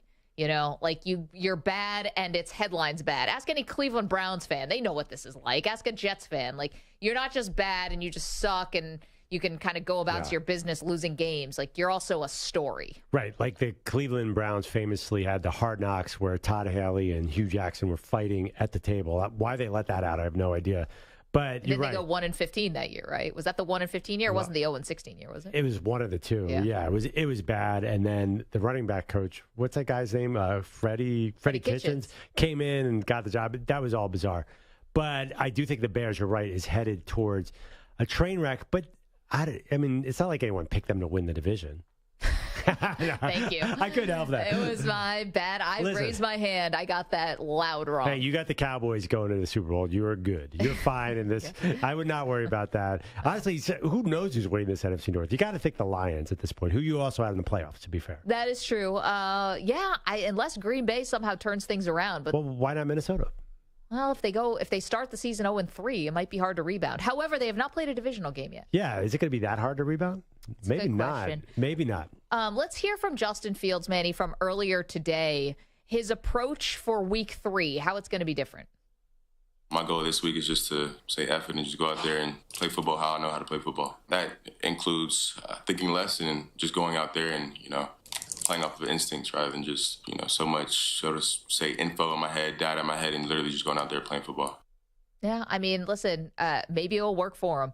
And maybe there's just been way too much info that they're trying to download for him, and he's got to just simplify things. There's nothing wrong with simple. I know this is a complex position to play, and reading defenses can be tough. Teams are trying to disguise what they're doing and trying to fool you. However, simplifying it in your mind is definitely the way to go. Honestly, I expect him to drop back and take off every time. He's going to go for 150 yards. Hey, the Bears covered against my Eagles last year. That was a game where Jalen Hurts got hurt. They can be a competitive team. I think this game is going to be weirdly close. I feel like Kansas City hasn't really gotten the engine going yet. Well, I mean, there can be a galvanizing effect to when a team hits some adversity, and now everyone thinks you're kind of a laughingstock or very curious or... again, I mean, I just called them a train wreck. Like, you can use people like me and doubters like me to sort of get some bulletin board material. Yeah, and if you're Deion style. If you're the offensive coordinator, if you're the offensive coordinator, Luke Getsy, I'll tell you right now what you have to do: throw 4 blockers at Chris Jones and tell Justin Fields to go the opposite way of wherever Chris Jones is. I don't know. I find this. I really am actually interested in watching this game. It's kind of an interesting X's and O's game now, which it never would have been before. No, just really to see how Justin Fields plays. We have more updates for you on this Bears situation. We're going to get them to you at the top of the hour. 855-212-4CBS, 855-212-4227. So we got plenty more coming out of the Bears. We'll get to all of that. We also have an unusual move here by 2 college coaches. We'll get to that as well. And the bigger question is, do you agree with what they're doing? All that for you, and so much more. Don't move. Maggie and Perloff on CBS Sports Radio.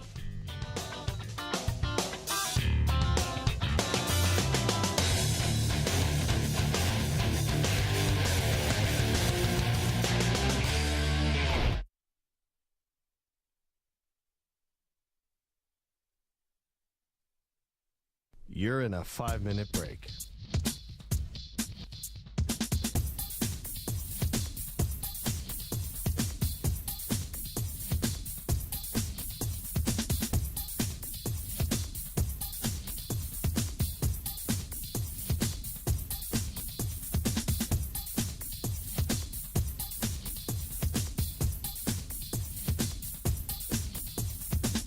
4 minutes, 30 seconds remaining.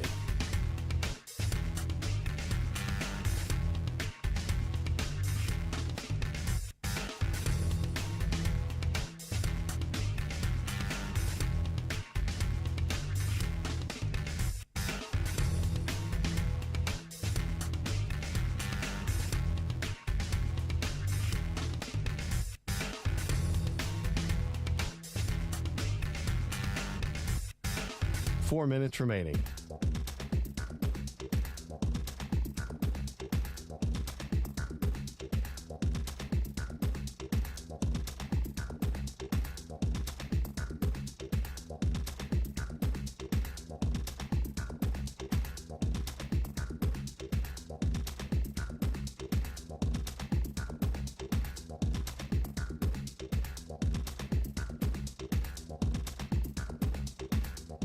Three minutes, 30 seconds remaining.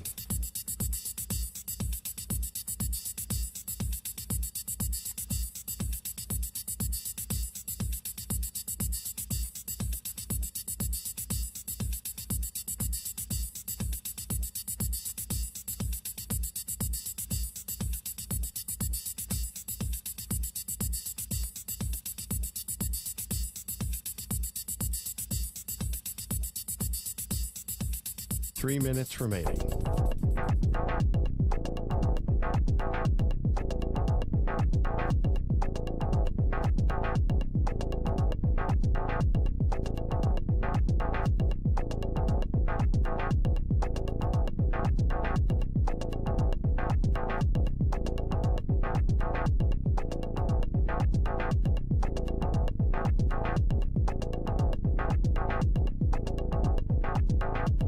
Two minutes, 30 seconds remaining.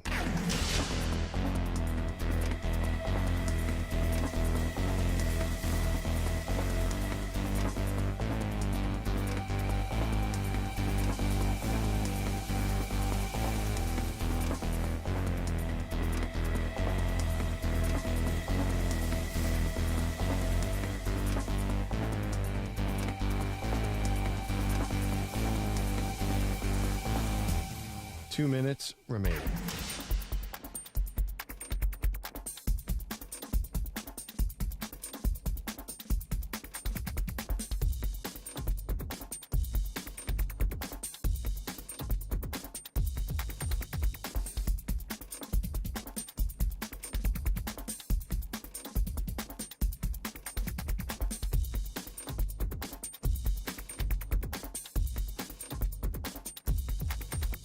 One minute, 30 seconds remaining.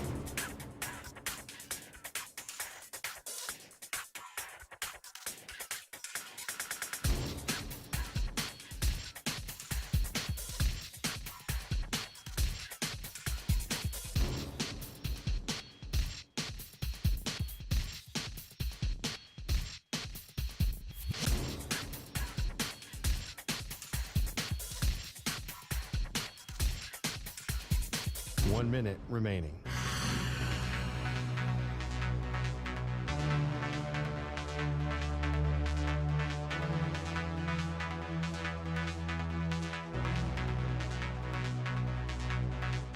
Forty-five seconds remaining.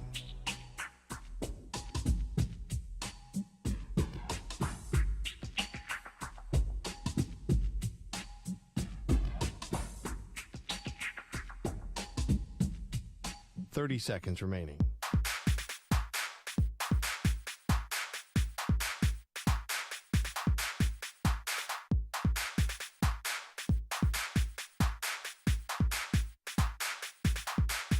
Fifteen seconds.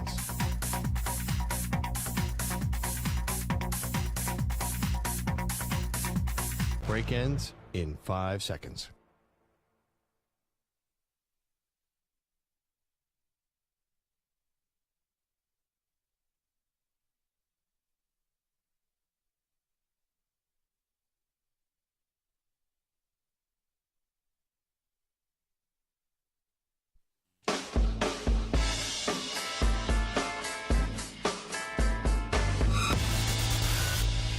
The Altuve buzzer is definite. Oh, you guys are nuts if you think he actually had a buzzer under there. He didn't.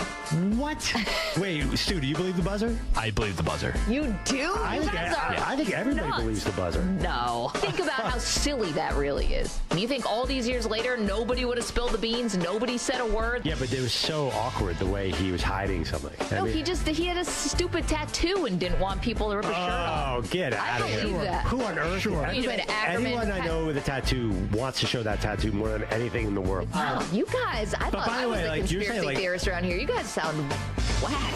They are Maggie and Perloff on CBS Sports Radio. Lots going on in Chicago. Hey, welcome to the show. Maggie Gray, Andrew Perloff across the country on CBS Sports Radio. What started as a football story today has now grown to stuff off the field. So Perloff, will start with the Justin Fields part of this. Justin Fields with a very candid press conference that he gave earlier today where he basically said he's confused by too much information, that the coaches are giving him too much information. He wants to play more free. He feels like he's playing like a robot. And when Justin Fields was asked why he's playing like a robot, this is what he said. Could be, coaching, I think. But, at the end of the day, they're doing their job when they're giving me, what to look at and stuff like that. But at the end of the day, I, can't be thinking about that when the game comes. I prepare myself throughout the week, and then when the game comes, it's time to play free at that point. So thinking less and, playing more. Okay, so that's what he wants. We're not sure what the coaches want, although, Perloff, we presume everyone wants him to play well because that's the only shot they have at winning any game. Well, the coaches did say, Matt Eberflus said, I do want him to play loose. Like, that's what we want, too. So maybe there's somewhere in the middle here. He's definitely holding on to the ball. Now, is that because the coaches are saying, do this, do that, do this, and it all becomes too much? Yeah. Or, sometimes I think that's an instinctual thing, too, where some quarterbacks, you've seen it before, I hate to say probably some Bills quarterbacks, just don't know when to let it rip. It's a hard thing to know. So maybe he's in his own head. Maybe the coaches are too in his head. One thing we both agree on, everyone agrees on, it's not working so far. So maybe a different approach is the way to go. Here is what Fields had to say was going to be his approach for week 3. My goal this week is just to say F it and just go out there and play football how I know how to play football. That includes thinking less and just going out there and, playing off of instincts rather than just, so much, so to say, info in my head, data in my head, and literally just going out there playing football. Okay, so later, Justin Fields had to clarify some comments where it was being perceived that he was blaming the coaching staff and not taking accountability. So here's what he said later at his locker. You guys' jobs are to get clicks, so it's like when you take my quote out of context and when you just say that, if you paint the picture on the inside out, like y'all are trying to split us up as a team. I'm not blaming anything on the coaches. I'm never going to blame anything on the coaches, never going to blame anything on my teammates. I will take whatever happens in the game, I will take all the blame. I don't care if it's a drop pass, it should have been a pass. Put it on me. All right, well, after the fact, so now instead of, blaming coaches, blame the media. Yes, media who cut up the soundbite and didn't give it proper context. Coaches and players can find a common enemy. It's always the media. Well, it does seem like Justin Fields is establishing a pattern of blaming other people. Yeah, right. Yes, coaches, the media.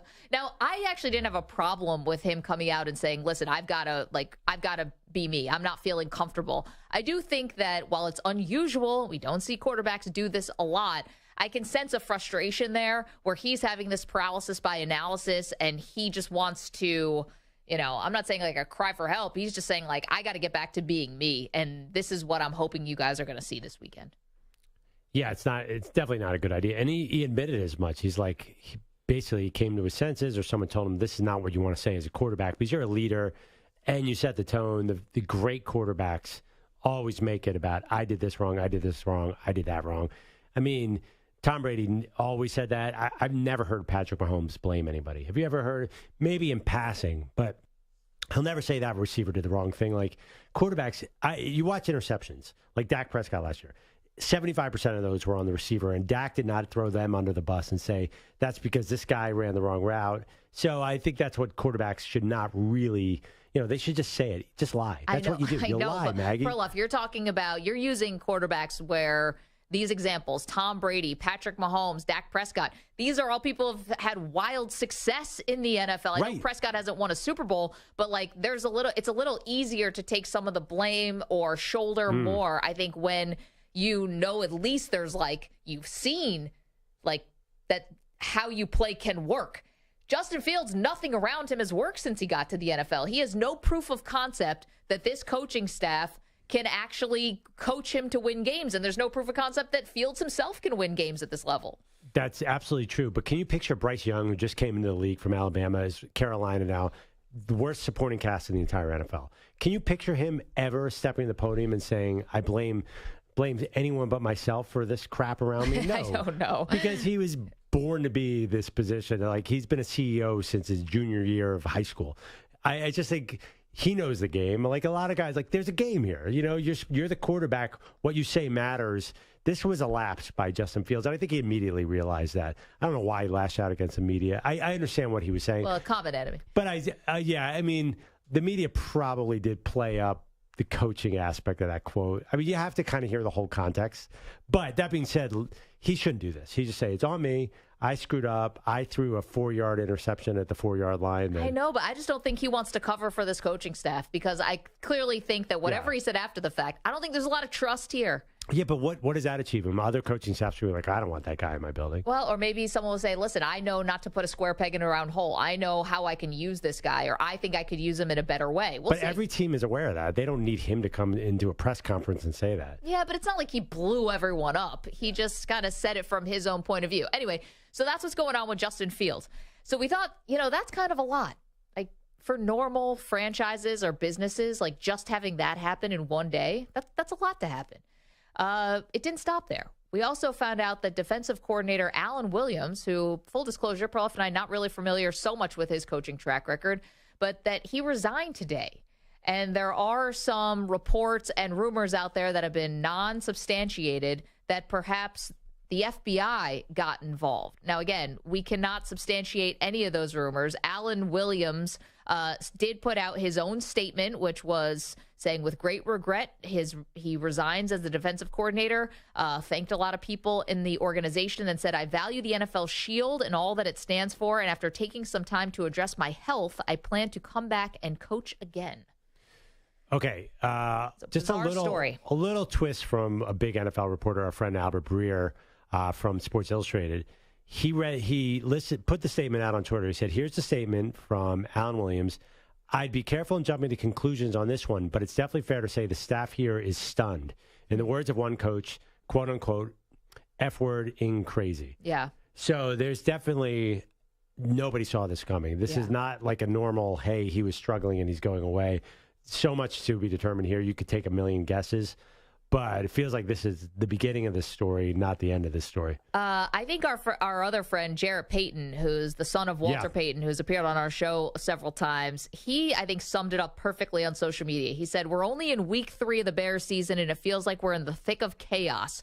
No defensive coordinator in the house as they face the best quarterback in the NFL. Their starting left tackle heads to IR, and Justin Fields confessing to overthinking playing quote-unquote robotic. Let me remind you, it's only week 3. Yeah. I mean, perfectly put there by Jared. It's only week 3 and so much is going on. And as Perloff will point out, they also released Nathan Peterman. Oh, I know. I mean, cherry on the top. What a day in Chicago. That we can confirm. I mean, everyone should just cancel work tomorrow. Ian Rappaport, NFL Network, just tweeted, clarity, the FBI did not raid Hallis Hall today, confirming that. The league is not involved, and Peanut Tillman is not involved whatsoever in this matter. Former Bears cornerback Peanut Tillman is now with the FBI, which is news to some people, but apparently he has no involvement whatsoever in this case. Okay, I'm glad we're getting to the bottom of this. Yeah, so I was interested if Peanut Tillman was part of this. And he pretends to rip off his mustache. You guys don't think that the FBI has a fake mustache and wig division? Come on. Yeah, but I mean, I do think a large majority of the FBI employees are not undercover agents. I think they're probably bureaucrats. Maybe. But, yeah. But interesting work, probably. No. You think it's not interesting to work at the FBI? I think the FBI, have you ever met anyone who works for the FBI or CIA? We had a friend, I can't talk much about it. Oh, yeah? Or he'll have to kill you? Might have worked for one of those organizations. Okay, then why was he telling you about it, or she? Family friend. Years and years and years, since retired.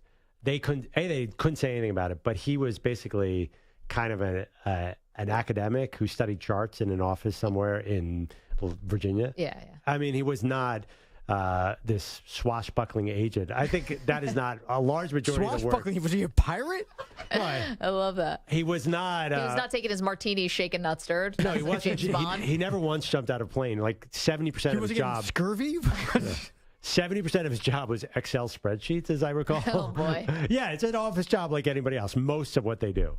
So, anyway. I mean, don't you remember the latest Mission Impossible, the crazy stunt that Tom Cruise did, sitting at a computer and doing an Excel spreadsheet? It's incredible. I can't believe he did it by himself. He jumped out of a plane right into a cubicle.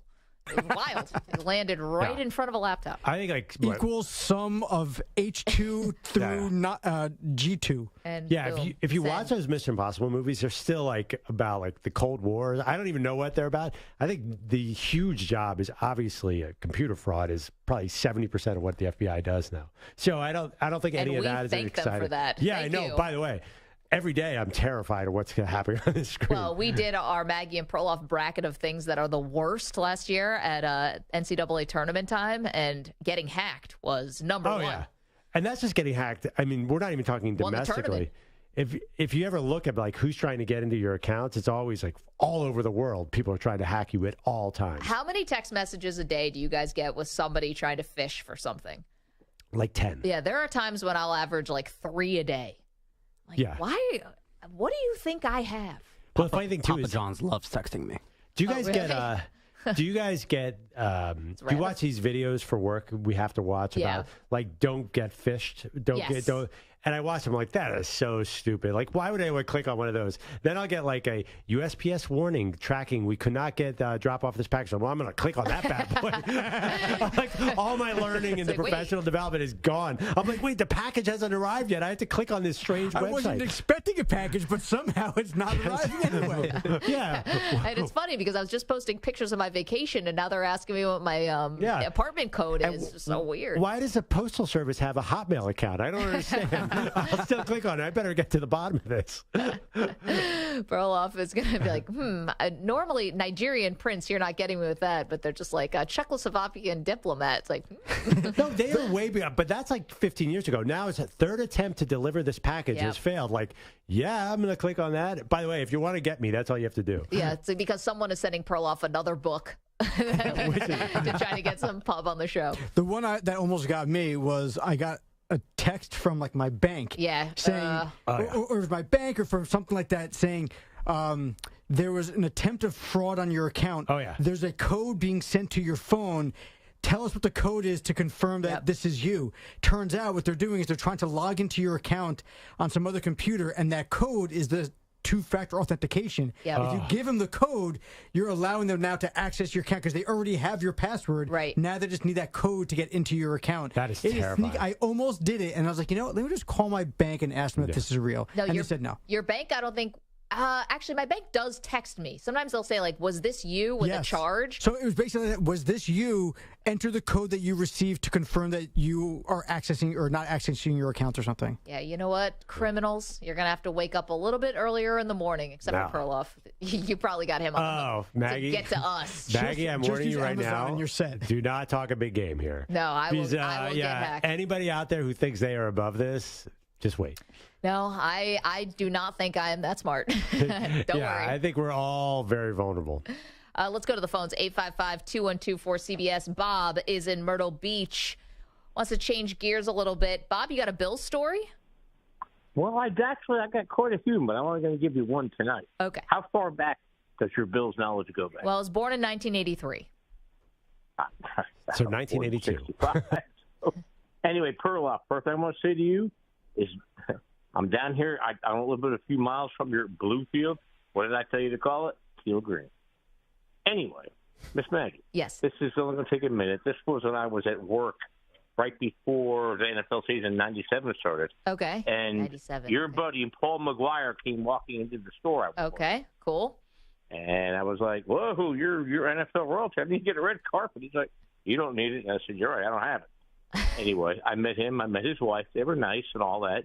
And he talked to me for about a couple of minutes, whatever. And there was somebody else working with me that night, and she comes up and said, what was that all about? You know who that is? I'm like, no, that's Mr. Paul McGuire. He is NFL royalty for NBC. You know, he's the lead analyst for him. And he played for the Buffalo Bills in the mid-'60s. Yep. He actually played when Jack Kemp won the last AFL championship. Yeah. Anyway, she's like, my dad played for the Buffalo Bills. I'm like, really? Okay. And I said, go and talk to your dad tonight, whatever. It's a few minutes up the road. And she didn't. I went back to work the next night. She wasn't there. And he came walking in a second night in a row. I'm like, I got something to tell you. You wouldn't have guessed. He's like, oh, what? Him and his wife, and I told his wife, I said, you're his better half, not his other half, because he probably would have broken my arm, and he said, probably would have broken too. Anyway. Wait, Bob, hold on one second. So who is it? What, Paul McGuire? Oh, Paul McGuire. I thought, okay. I thought someone else was coming in, a different person. No. What I asked her. Yeah. And she said that her dad played for the Buffalo Bills at that time. His name was Stu Barber. Okay. Stu. And, and when I remember when they got to the counter and paid for their stuff, I said, McGuire, question. He's like, what? He said, do you remember a teammate named Stu Barber? He's like, yeah, why? I said, that girl who was there last night was his daughter. Ah. And he couldn't believe that. Bob, wait, I just got to put you on hold for a second. I don't know what to do.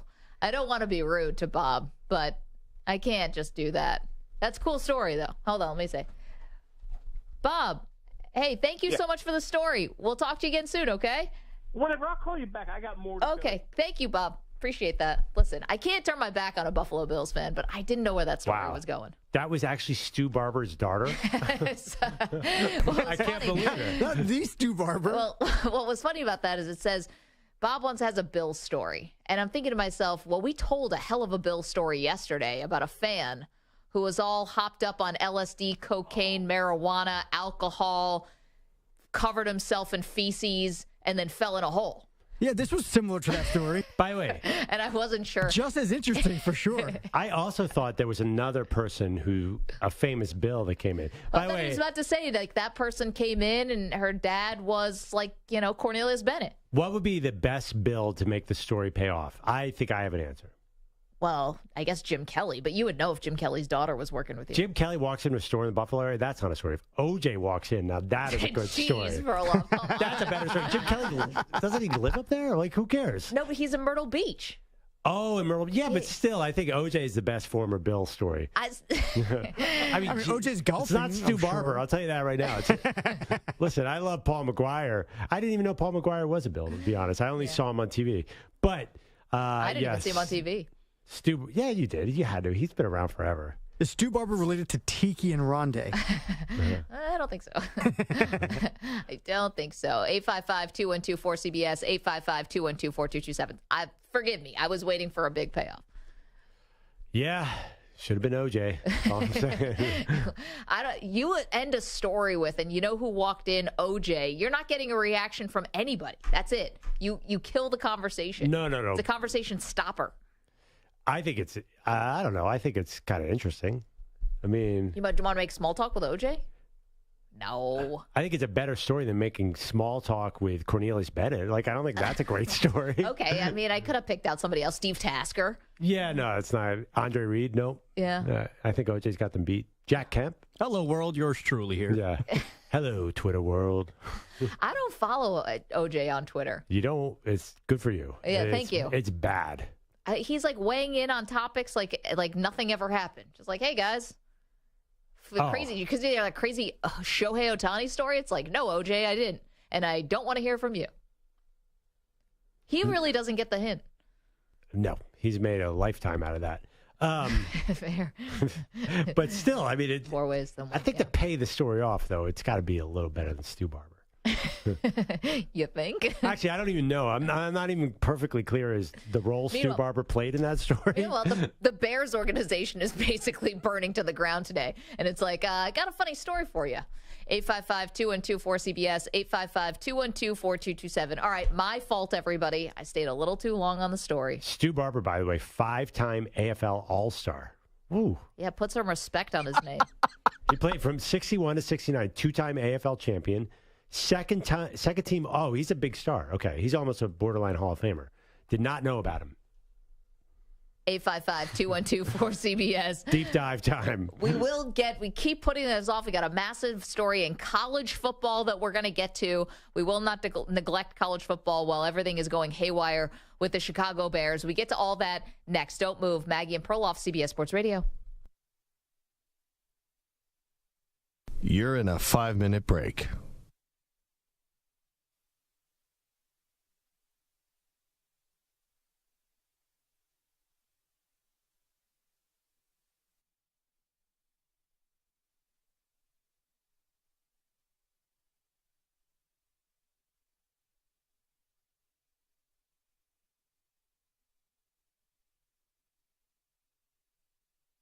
Four minutes, 30 seconds remaining.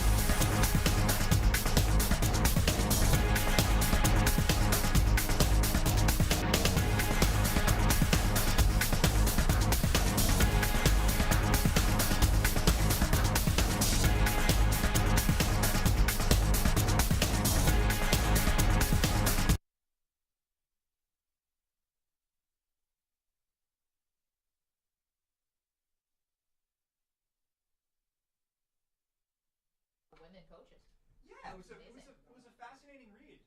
Anyway, have a good night, guys. Talk to you tomorrow. See you, Nick. I got to do my minute.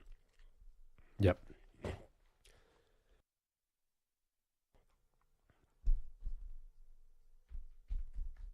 Oh, okay. I thought you said hold on. This is Andrew Perloff with a CBS Sports Minute. This is Andrew Perloff with an Odyssey Sports Minute. The Jets still haven't added a veteran quarterback. A wide range of names have been brought up. Okay, hold on a second. The New York Jets still haven't added a veteran backup quarterback. A wide range of names have been brought up, from Jameis Winston to Kirk Cousins to Carson Wentz. For the record, Tom Brady said no way. The only group of people who don't seem concerned about this? The Jets themselves. They're not letting anything out of the building except for showing faith in incumbent Zach Wilson. We'll see what happens if they lose to the Patriots this weekend. But the public can't force them to sign a veteran. And as the days tick by, there's a chance they're serious about the Zach Wilson experiment. No matter how many players we bring up, As the days tick by, there's a chance they're serious about the Zach Wilson experiment, no matter how many players we all bring up for them to sign. I'm Andrew Perloff.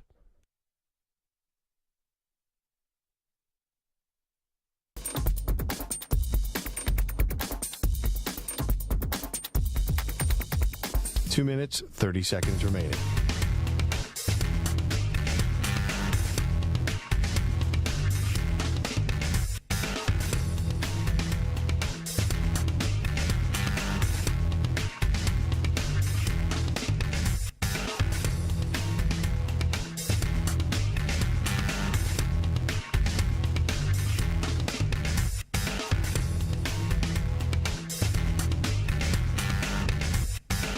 Two minutes remaining.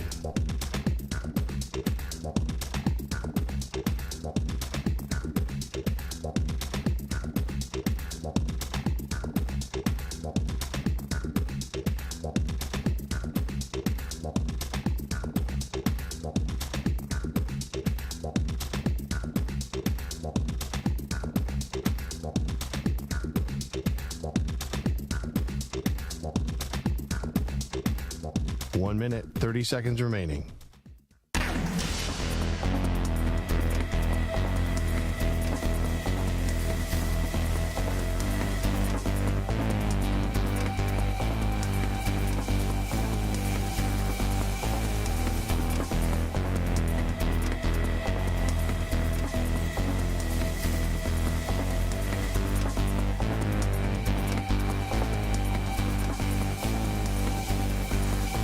Minute remaining.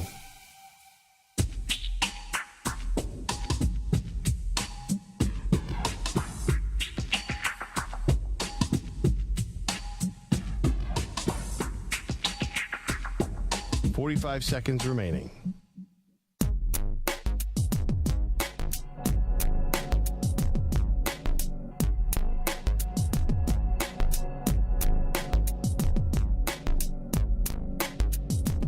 Seconds remaining.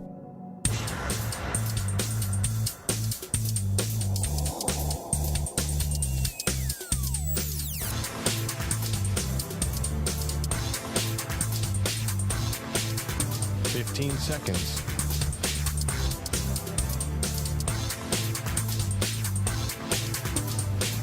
Break ends in 5 seconds.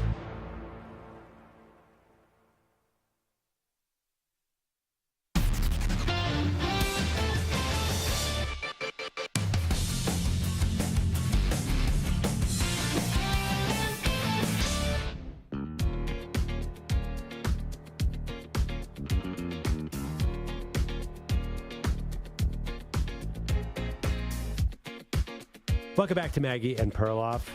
So we've been following this Chicago Bears story today. Not only did Justin Fields have a sort of mix-up with the press, they cut my guy Nathan Peterman.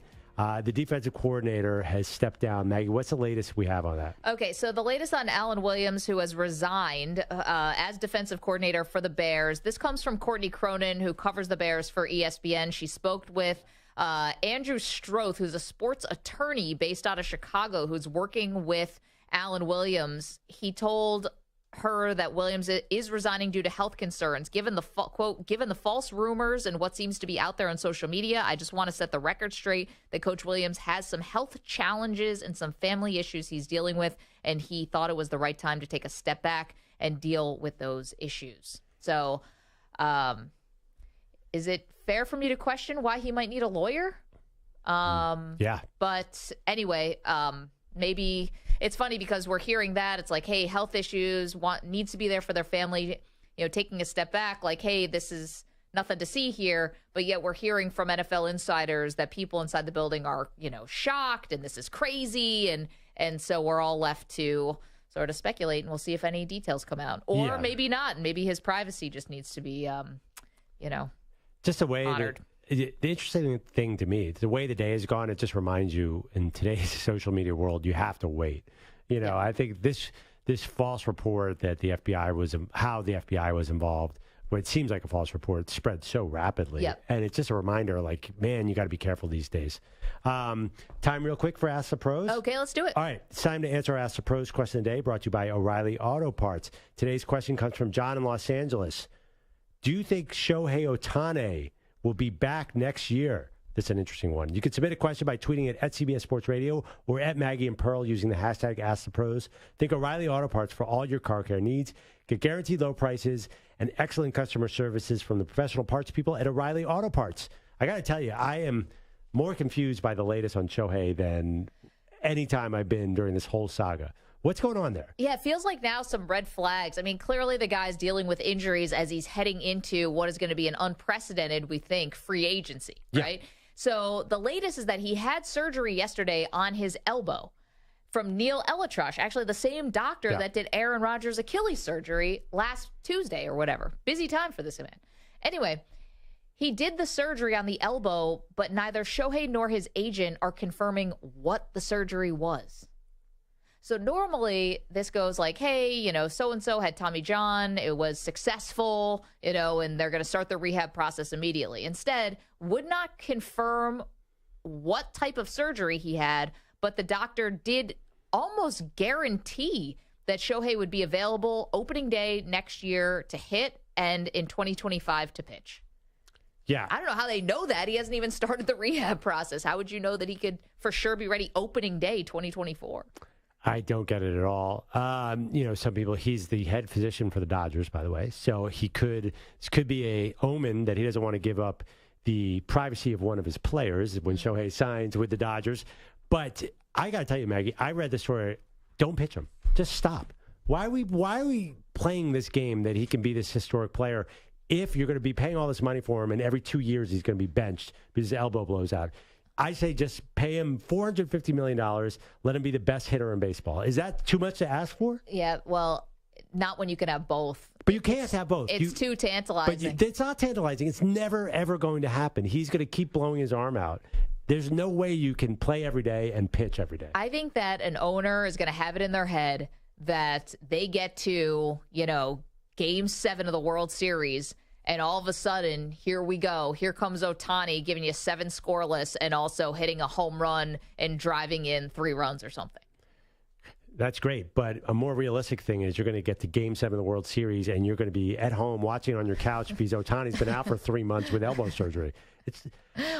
This is the second elbow surgery. I don't know if it's a Tommy John again. We don't know, but it's second elbow surgery. He's 29 years old. Like, you don't want to be having many more after this. Yeah, I think he's a great enough hitter that you could just do this. Why not? But you're not going to give him $500 million just to hit. That doesn't make sense. He's averaging this year, while pitching, he's hitting 304, 44 home runs, 95 RBIs. He's out now. I mean, he's really the best hitter in baseball. Yeah. So, but they had the best hitter in baseball before, and they Mike gave him Trout, 420. I know, and still never won jack squat. Well, I don't think the Angels should pay him, but I do think, listen, I don't think that these contracts ever work out, but I want the Phillies to sign him. He'd be amazing. In a small ballpark, with that power, that size, that speed, he's a freak already just as an offensive player. Yeah, I wonder. Listen, I don't doubt his ability to rehab. I don't think he's going to, not take it seriously and all that stuff, but Well, he already came back once and is the best. No, Yeah. I know, but now you're going to be 30. So Aaron Judge was 31 when he signed his most recent deal, right? Yeah. And you didn't like that. You thought that he was going to be injury prone. Yeah. And he missed how many months this year, Marco? 2? Yeah. Yeah, about 2. Right. I think you were right about that. Shohei's 29. You have the same concerns. Definitely. Absolutely. What if he just hits? I mean, still concerned, but not as much. But again, his specialness is, yes, hitting and pitching, but it's together that really, that's what makes you a $500 million player. Is it? But does it really make any difference? I think he should only pitch. I'm like on the other side of this, where I feel like finding aces is so hard. And if he can actually be your ace, I want that. That's more valuable to me. You can pitch, 2.5 times during a 7-game series if you need to. As I know you can hit every day. I get that, but I think you can impact the game a lot more if you're pitching. I think the everyday aspect you can impact a lot. I mean, he's leading the league in OPS. But nobody's ever hit their way to a World Series. I mean, I guess maybe some of Marco's Barry Bonds. World Yankee teams, but you got to pitch your way to success. Well, the 03 Giants, Bonds hit them there single-handedly. He had a little help. And also he got walked all the time. Yeah, he still had 73 home runs. Yeah. I think Shohei, you agree with me? Like, Shohei could be the top hitter for the next 5 years. He's so good, and he's also incredibly fast, if that counts for anything. We will get to this college football thing. We've got to get to this. We have spent the whole show. The Bears completely derailed it. I'm just going to do it real quick. Marco, do you mind? I'm thinking maybe we might need an age limit in college football. I'm starting to think that just a little bit. And it's not just because the Colorado State kicker from the game the other day is 31 and is a father of 3 living in the suburbs and also a college kicker. You get 2 stories this week alone about older college football players. This one is Cam McCormick, who originally started at Oregon with my Ducks. He enrolled in January of 2016. He spent 7 years at Oregon, and now he just petitioned the NCAA to play again with the University of Miami. Now, he had ankle issues. He had other health issues. But, I mean, he's 9 years in college, and he's not even a doctor, I don't think. So wait, has he been in college continuously? Yeah, he's been in college this whole time. And he's petitioning 25. For a 9th year, which he already got from the Pac-12. Yeah. Now he's going to try to get from the ACC. So it sounds like it's a rubber stamp. He didn't leave to work or anything? He's literally been taking classes for 9 years. I would imagine so. At some point, he probably needed a job. But yeah, I mean, the ankle surgery apparently cost him 3 years. Yeah. Kind of all kinds of issues. I was trying to figure out the math. I'll be fair. I forgot about the COVID year. Because I was kind of like, I don't get it. Red shirt, 4 years, 3 with the ankle. Like, how we get to the 9, but the COVID year got to the 9. This is another one with the COVID year, which is Dabo Swinney. And we've got the sound, Manny. Dabo Swinney called in a kicker, Jonathan White, who was all set to take a job in New York in 2 weeks, has already got an apartment. Apparently, he's on the beach. Now he's going to be kicking against FSU. Yeah, we got my man Whitesy coming back. We called him off went to the bullpen, called him off the beach. He's down in Charleston, and honestly, we just need a little bit of maturity there, I guess would be the right word. So he was doing an MBA from Clemson, doing online classes. He's going to graduate with a master's degree. He had 1 year of eligibility left. I mean, I don't know. I feel like we're living in the real world, like Unnecessary Roughness. Does anybody want to remember the early 90s? Can we get Scott Bakula coming back at like Kathy 45? Ireland? It's called Necessary Roughness, right? Or was it called Unnecessary Roughness? Which Necessary. one? Necessary Roughness? I'm sorry. Yeah. Necessary Roughness. Scott Bakula. That's what I'm saying. We get somebody else in their 40s? Yeah. Come back one more year? Well, I'm wondering. Little Sinbad in that movie? Maybe we can get a little bit of an age limit. And listen, you can always petition in case, you're serving in the military or you're Don't be a hater, Max. You're doing your mission. Mormon mission. I'd like to see a 37-year-old with like a father of 6. Why not? Well, we asked, who actually has the advantage there? If you're the 26-year-old or if you are, the 20-year-old. I think the 26-year-old has the advantage, especially the kicker. You've had a little life experience now, maybe calm your nerves a little bit. But, Perloff, you were saying a 5-star 20-year-old is in better shape than a 26-year-old. Well, yeah, Yes. I mean, if you're 26 and you haven't used your scholarship years yet, you're not Micah Parsons. I mean, trust me, the 26-year-old might be good. Yeah, you're working on savvy at Did you that point. ever see Chase Young when he was 19 at Ohio State? I think the average 26-year-old will get destroyed. Yeah, we're like, no, that's a disadvantage. Someone could get hurt, and Perloff's like, who? The 26-year-old? Yeah, I mean, you probably think unless you have some weird life story. But by the way, of all the priorities with college football, the 9 million things they need to fix, adding a probably unconstitutional age limit has got to be kind of low on the list. I'm saying you could petition for, extenuating circumstances. Guys get a 3-year ankle injury. I mean, that had to be devastating. Yeah, I just think this is definitely, when I look at the landscape of college football and realignment, old kickers, not high on the problem list. Man, guys. I'm with Perloff on this one. All right. I'll be over here overreacting. You guys can Keaton be calm. Slovis has been playing now for 19 years. We got to do something about that guy. And get him into How the old pros. was Chris Winkie when he won at FSU? Well, he was 28, but he was Brock baseball. Osweiler, too. Or not Brock Osweiler, Brandon Whedon. Right. Yeah, I have no problem with that. And that certainly was not a great advantage. Again, what exactly is the big, gigantic advantage? You're a little smarter than the 20-year-old? You can't possibly be more athletic. You can't possibly be. Because if you were, you would have been playing when you were 20. There's no way. I think you're right about savvy. A lot of professional athletes don't peak until they're in their mid to late 20s. Because they're professional athletes. You're right. Well, I mean, college sports is professional sports at this point. I think your body as a professional athlete probably peaks in that mid-20s area. You're not at your athletic peak at 18 or 19. Again, you're talking about the best of the best. I don't think when you're 28 and still playing in college, you're going to be considered the best of the best. Well, Chris Winkie was considered one of the best that year. And we saw what he wound up being when he actually got to the next level. Yeah, but quarterback, you don't need the athleticism. You're not going to have a 28-year-old cornerback. But most sports, the peak is what, 22, 20? Like soccer, you're 25. Forget about the best of the best. Yeah. Perloff, were you a better basketball player at 23 or at 18? I was in better shape and better jumper at 18. Oh, interesting. Probably a little bit. I mean, most. But like physically, were physically, you? yeah, 23 was probably peak. But then again, most sports, like tennis, at 23, you're basically an old man, right? It's true. And it does depend on the sport, too. I mean, football, it depends on how much soccer, your body is taken. You're really old at 24. How old are the average soccer star? Well, Messi's 30. Yeah, okay. 35. Yeah, he's an I was outlier. like 30. No. Yeah, no, I think I'm sorry, you're Messi's 24, 38. 25. That's when you're at your best. Late to upper 30s. Yeah. Maggie in tennis, which you played You peak after you're 12. That's it. Yeah. If you don't make it by the time you're 12 in women's tennis, that's it. You're a has-been, you're washed up, you're a never was. Coco Gauff just saved her career. It was wait, what's going on with her? Is she She's about to 19. retire? Right. I know. Yeah. She's played in 17 majors. Also, watch college football on Saturday. Do they look like they're young and undeveloped? I mean, some scrub on a terrible Colorado State just came out of nowhere like a missile. The average line in college football is 320 apiece. They're huge. So I don't know.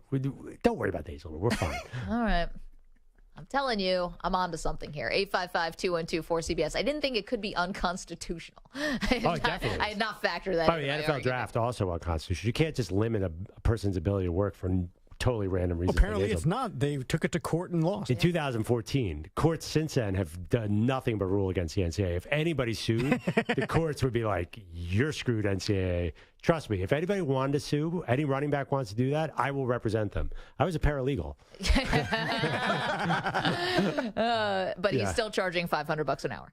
855-212-4CBS. 855-212-4227. Now that'd be a movie. All of a sudden, Perloff takes a case. It's like My Cousin Vinny, but without the law degree. Yeah. Hey, wait, you're wearing your Vincent Gambini law There you go. T-shirt today. And it all ties I think together. subconsciously Yeah, you saw baby. that. Is that my cousin Vinny's name? Actually, I didn't even know that. Yeah, Vincent Gambini. Vincent Gambini. Callo, not Gallo. Representing Utes since 1992. Did you say the two Utes? 855-212-4CBS. Okay, a lot more to do, including updates on what's going on with the Chicago Bears. We get that in this CBS Sports Update with Marco Belletti.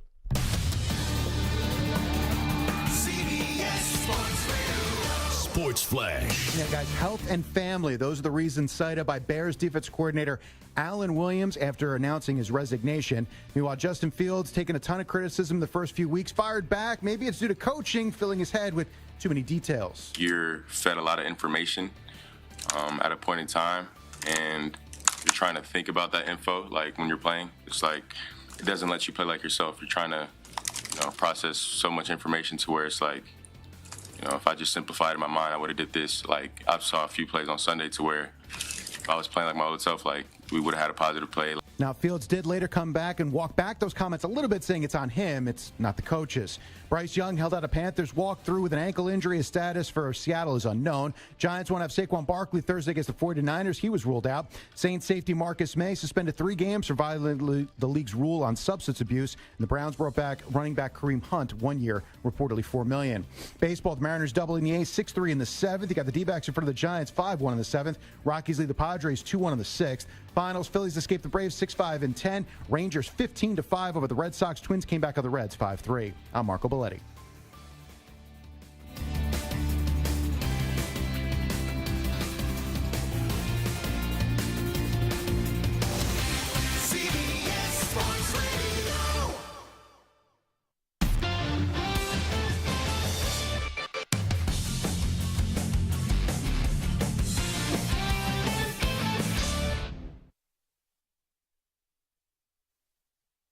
You're in a 5-minute break.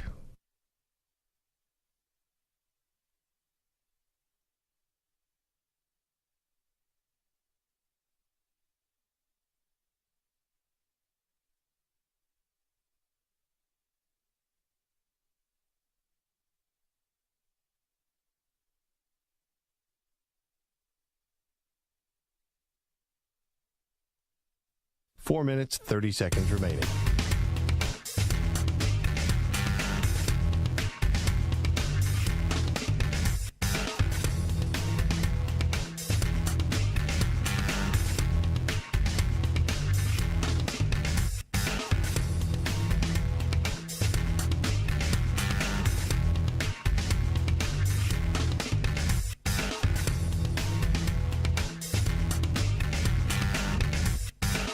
Four minutes remaining.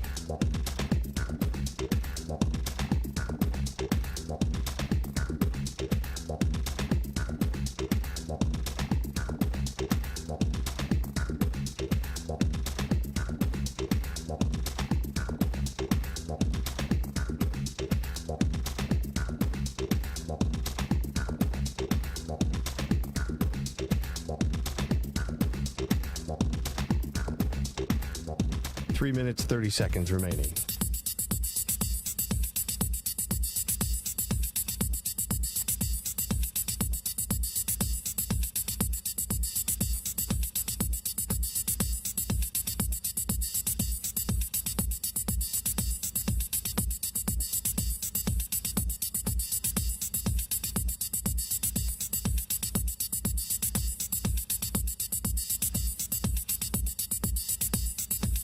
Three minutes remaining.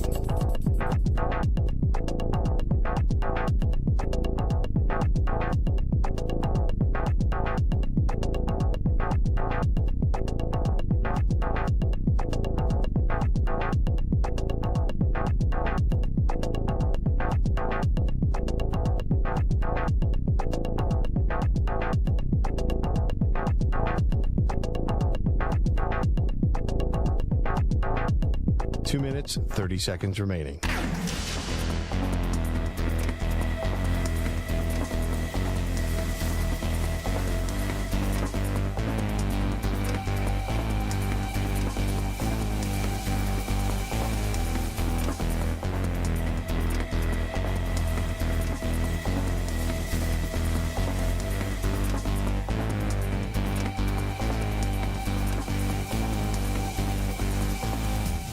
2 minutes remaining.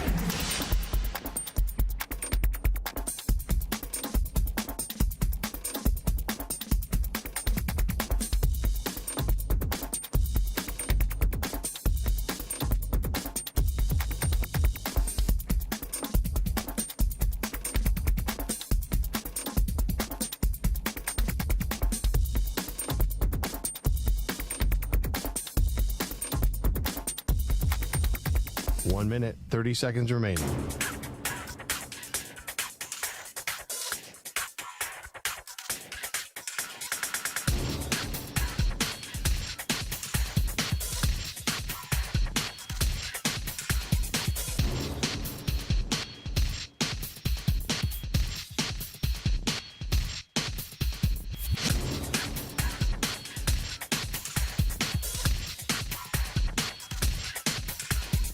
One minute remaining.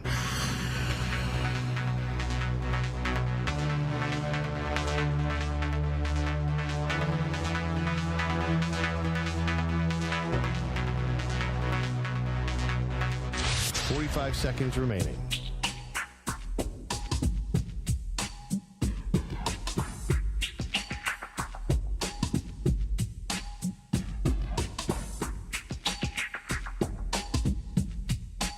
Seconds remaining.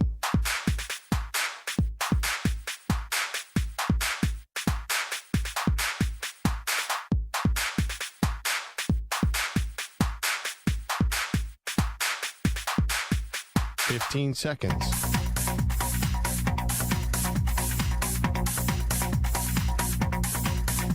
Break ends in 5 seconds.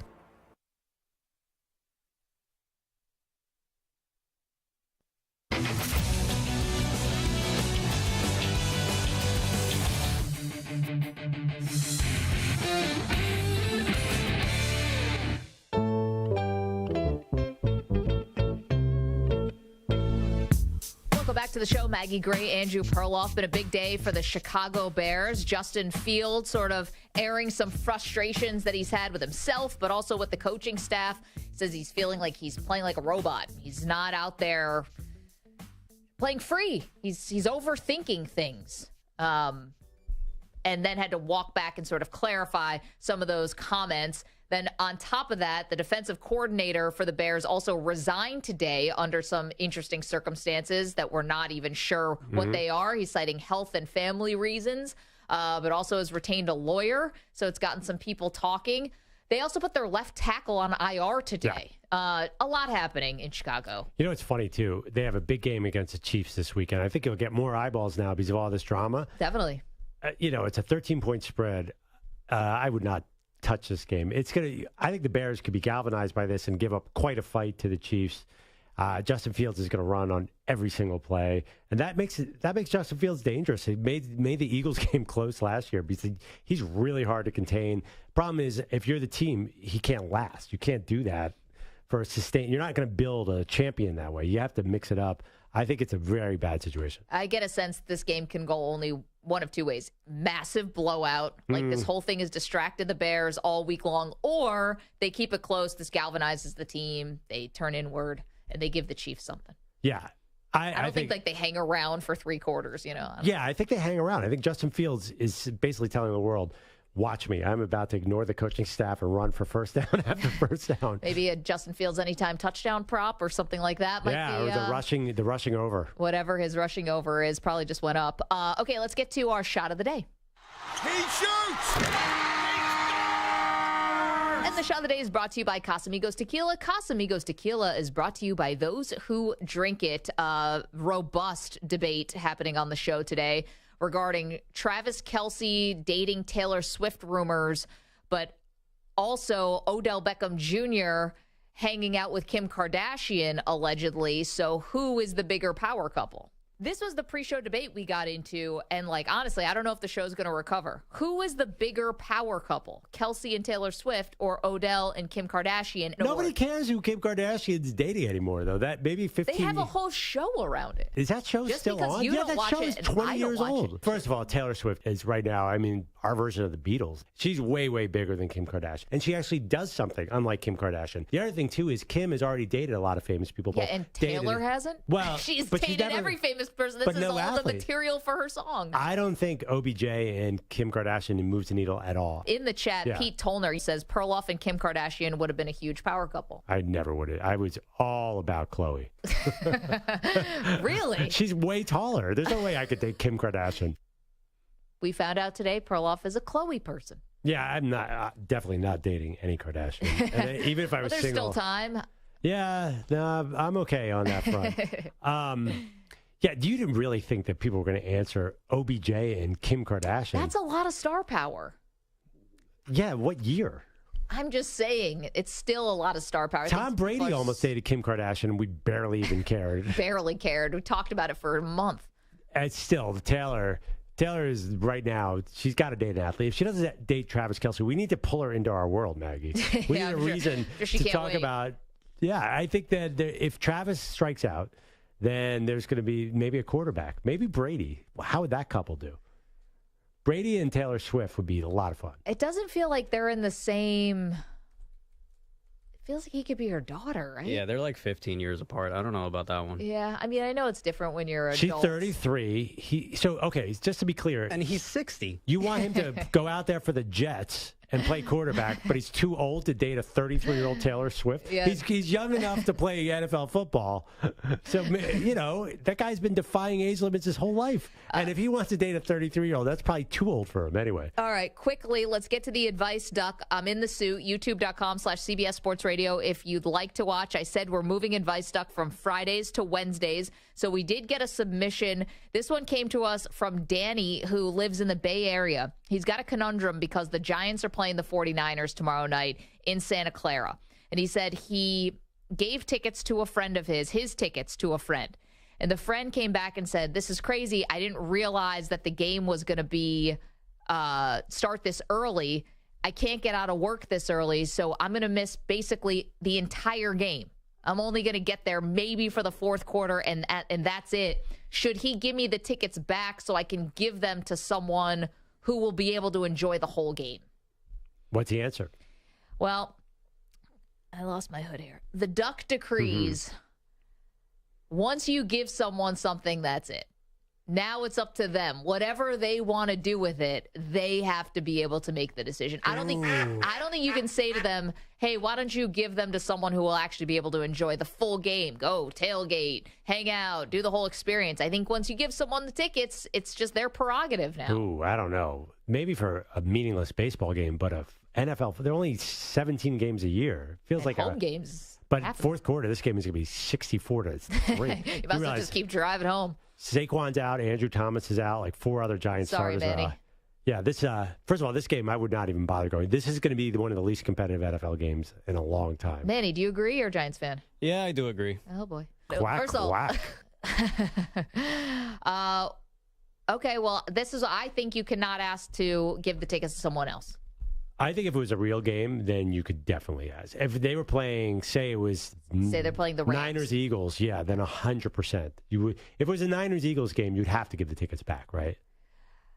You can't ask for them back, though. That's up to the discretion of the person you gave the tickets to. But why'd the person tell you they're not going? Well, I mean, you're friends, you're chit-chatting, I don't know.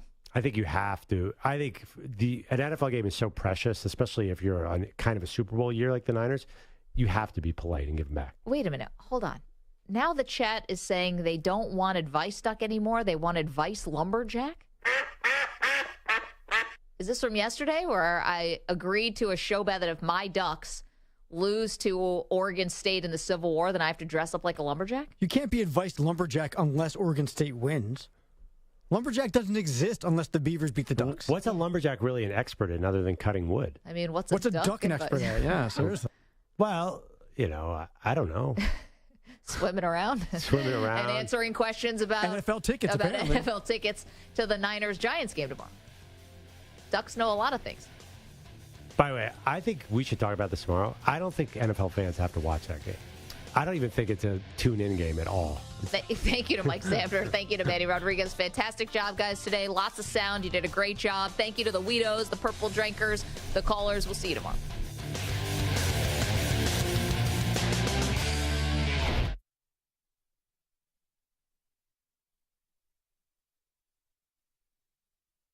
you're in a 5-minute break.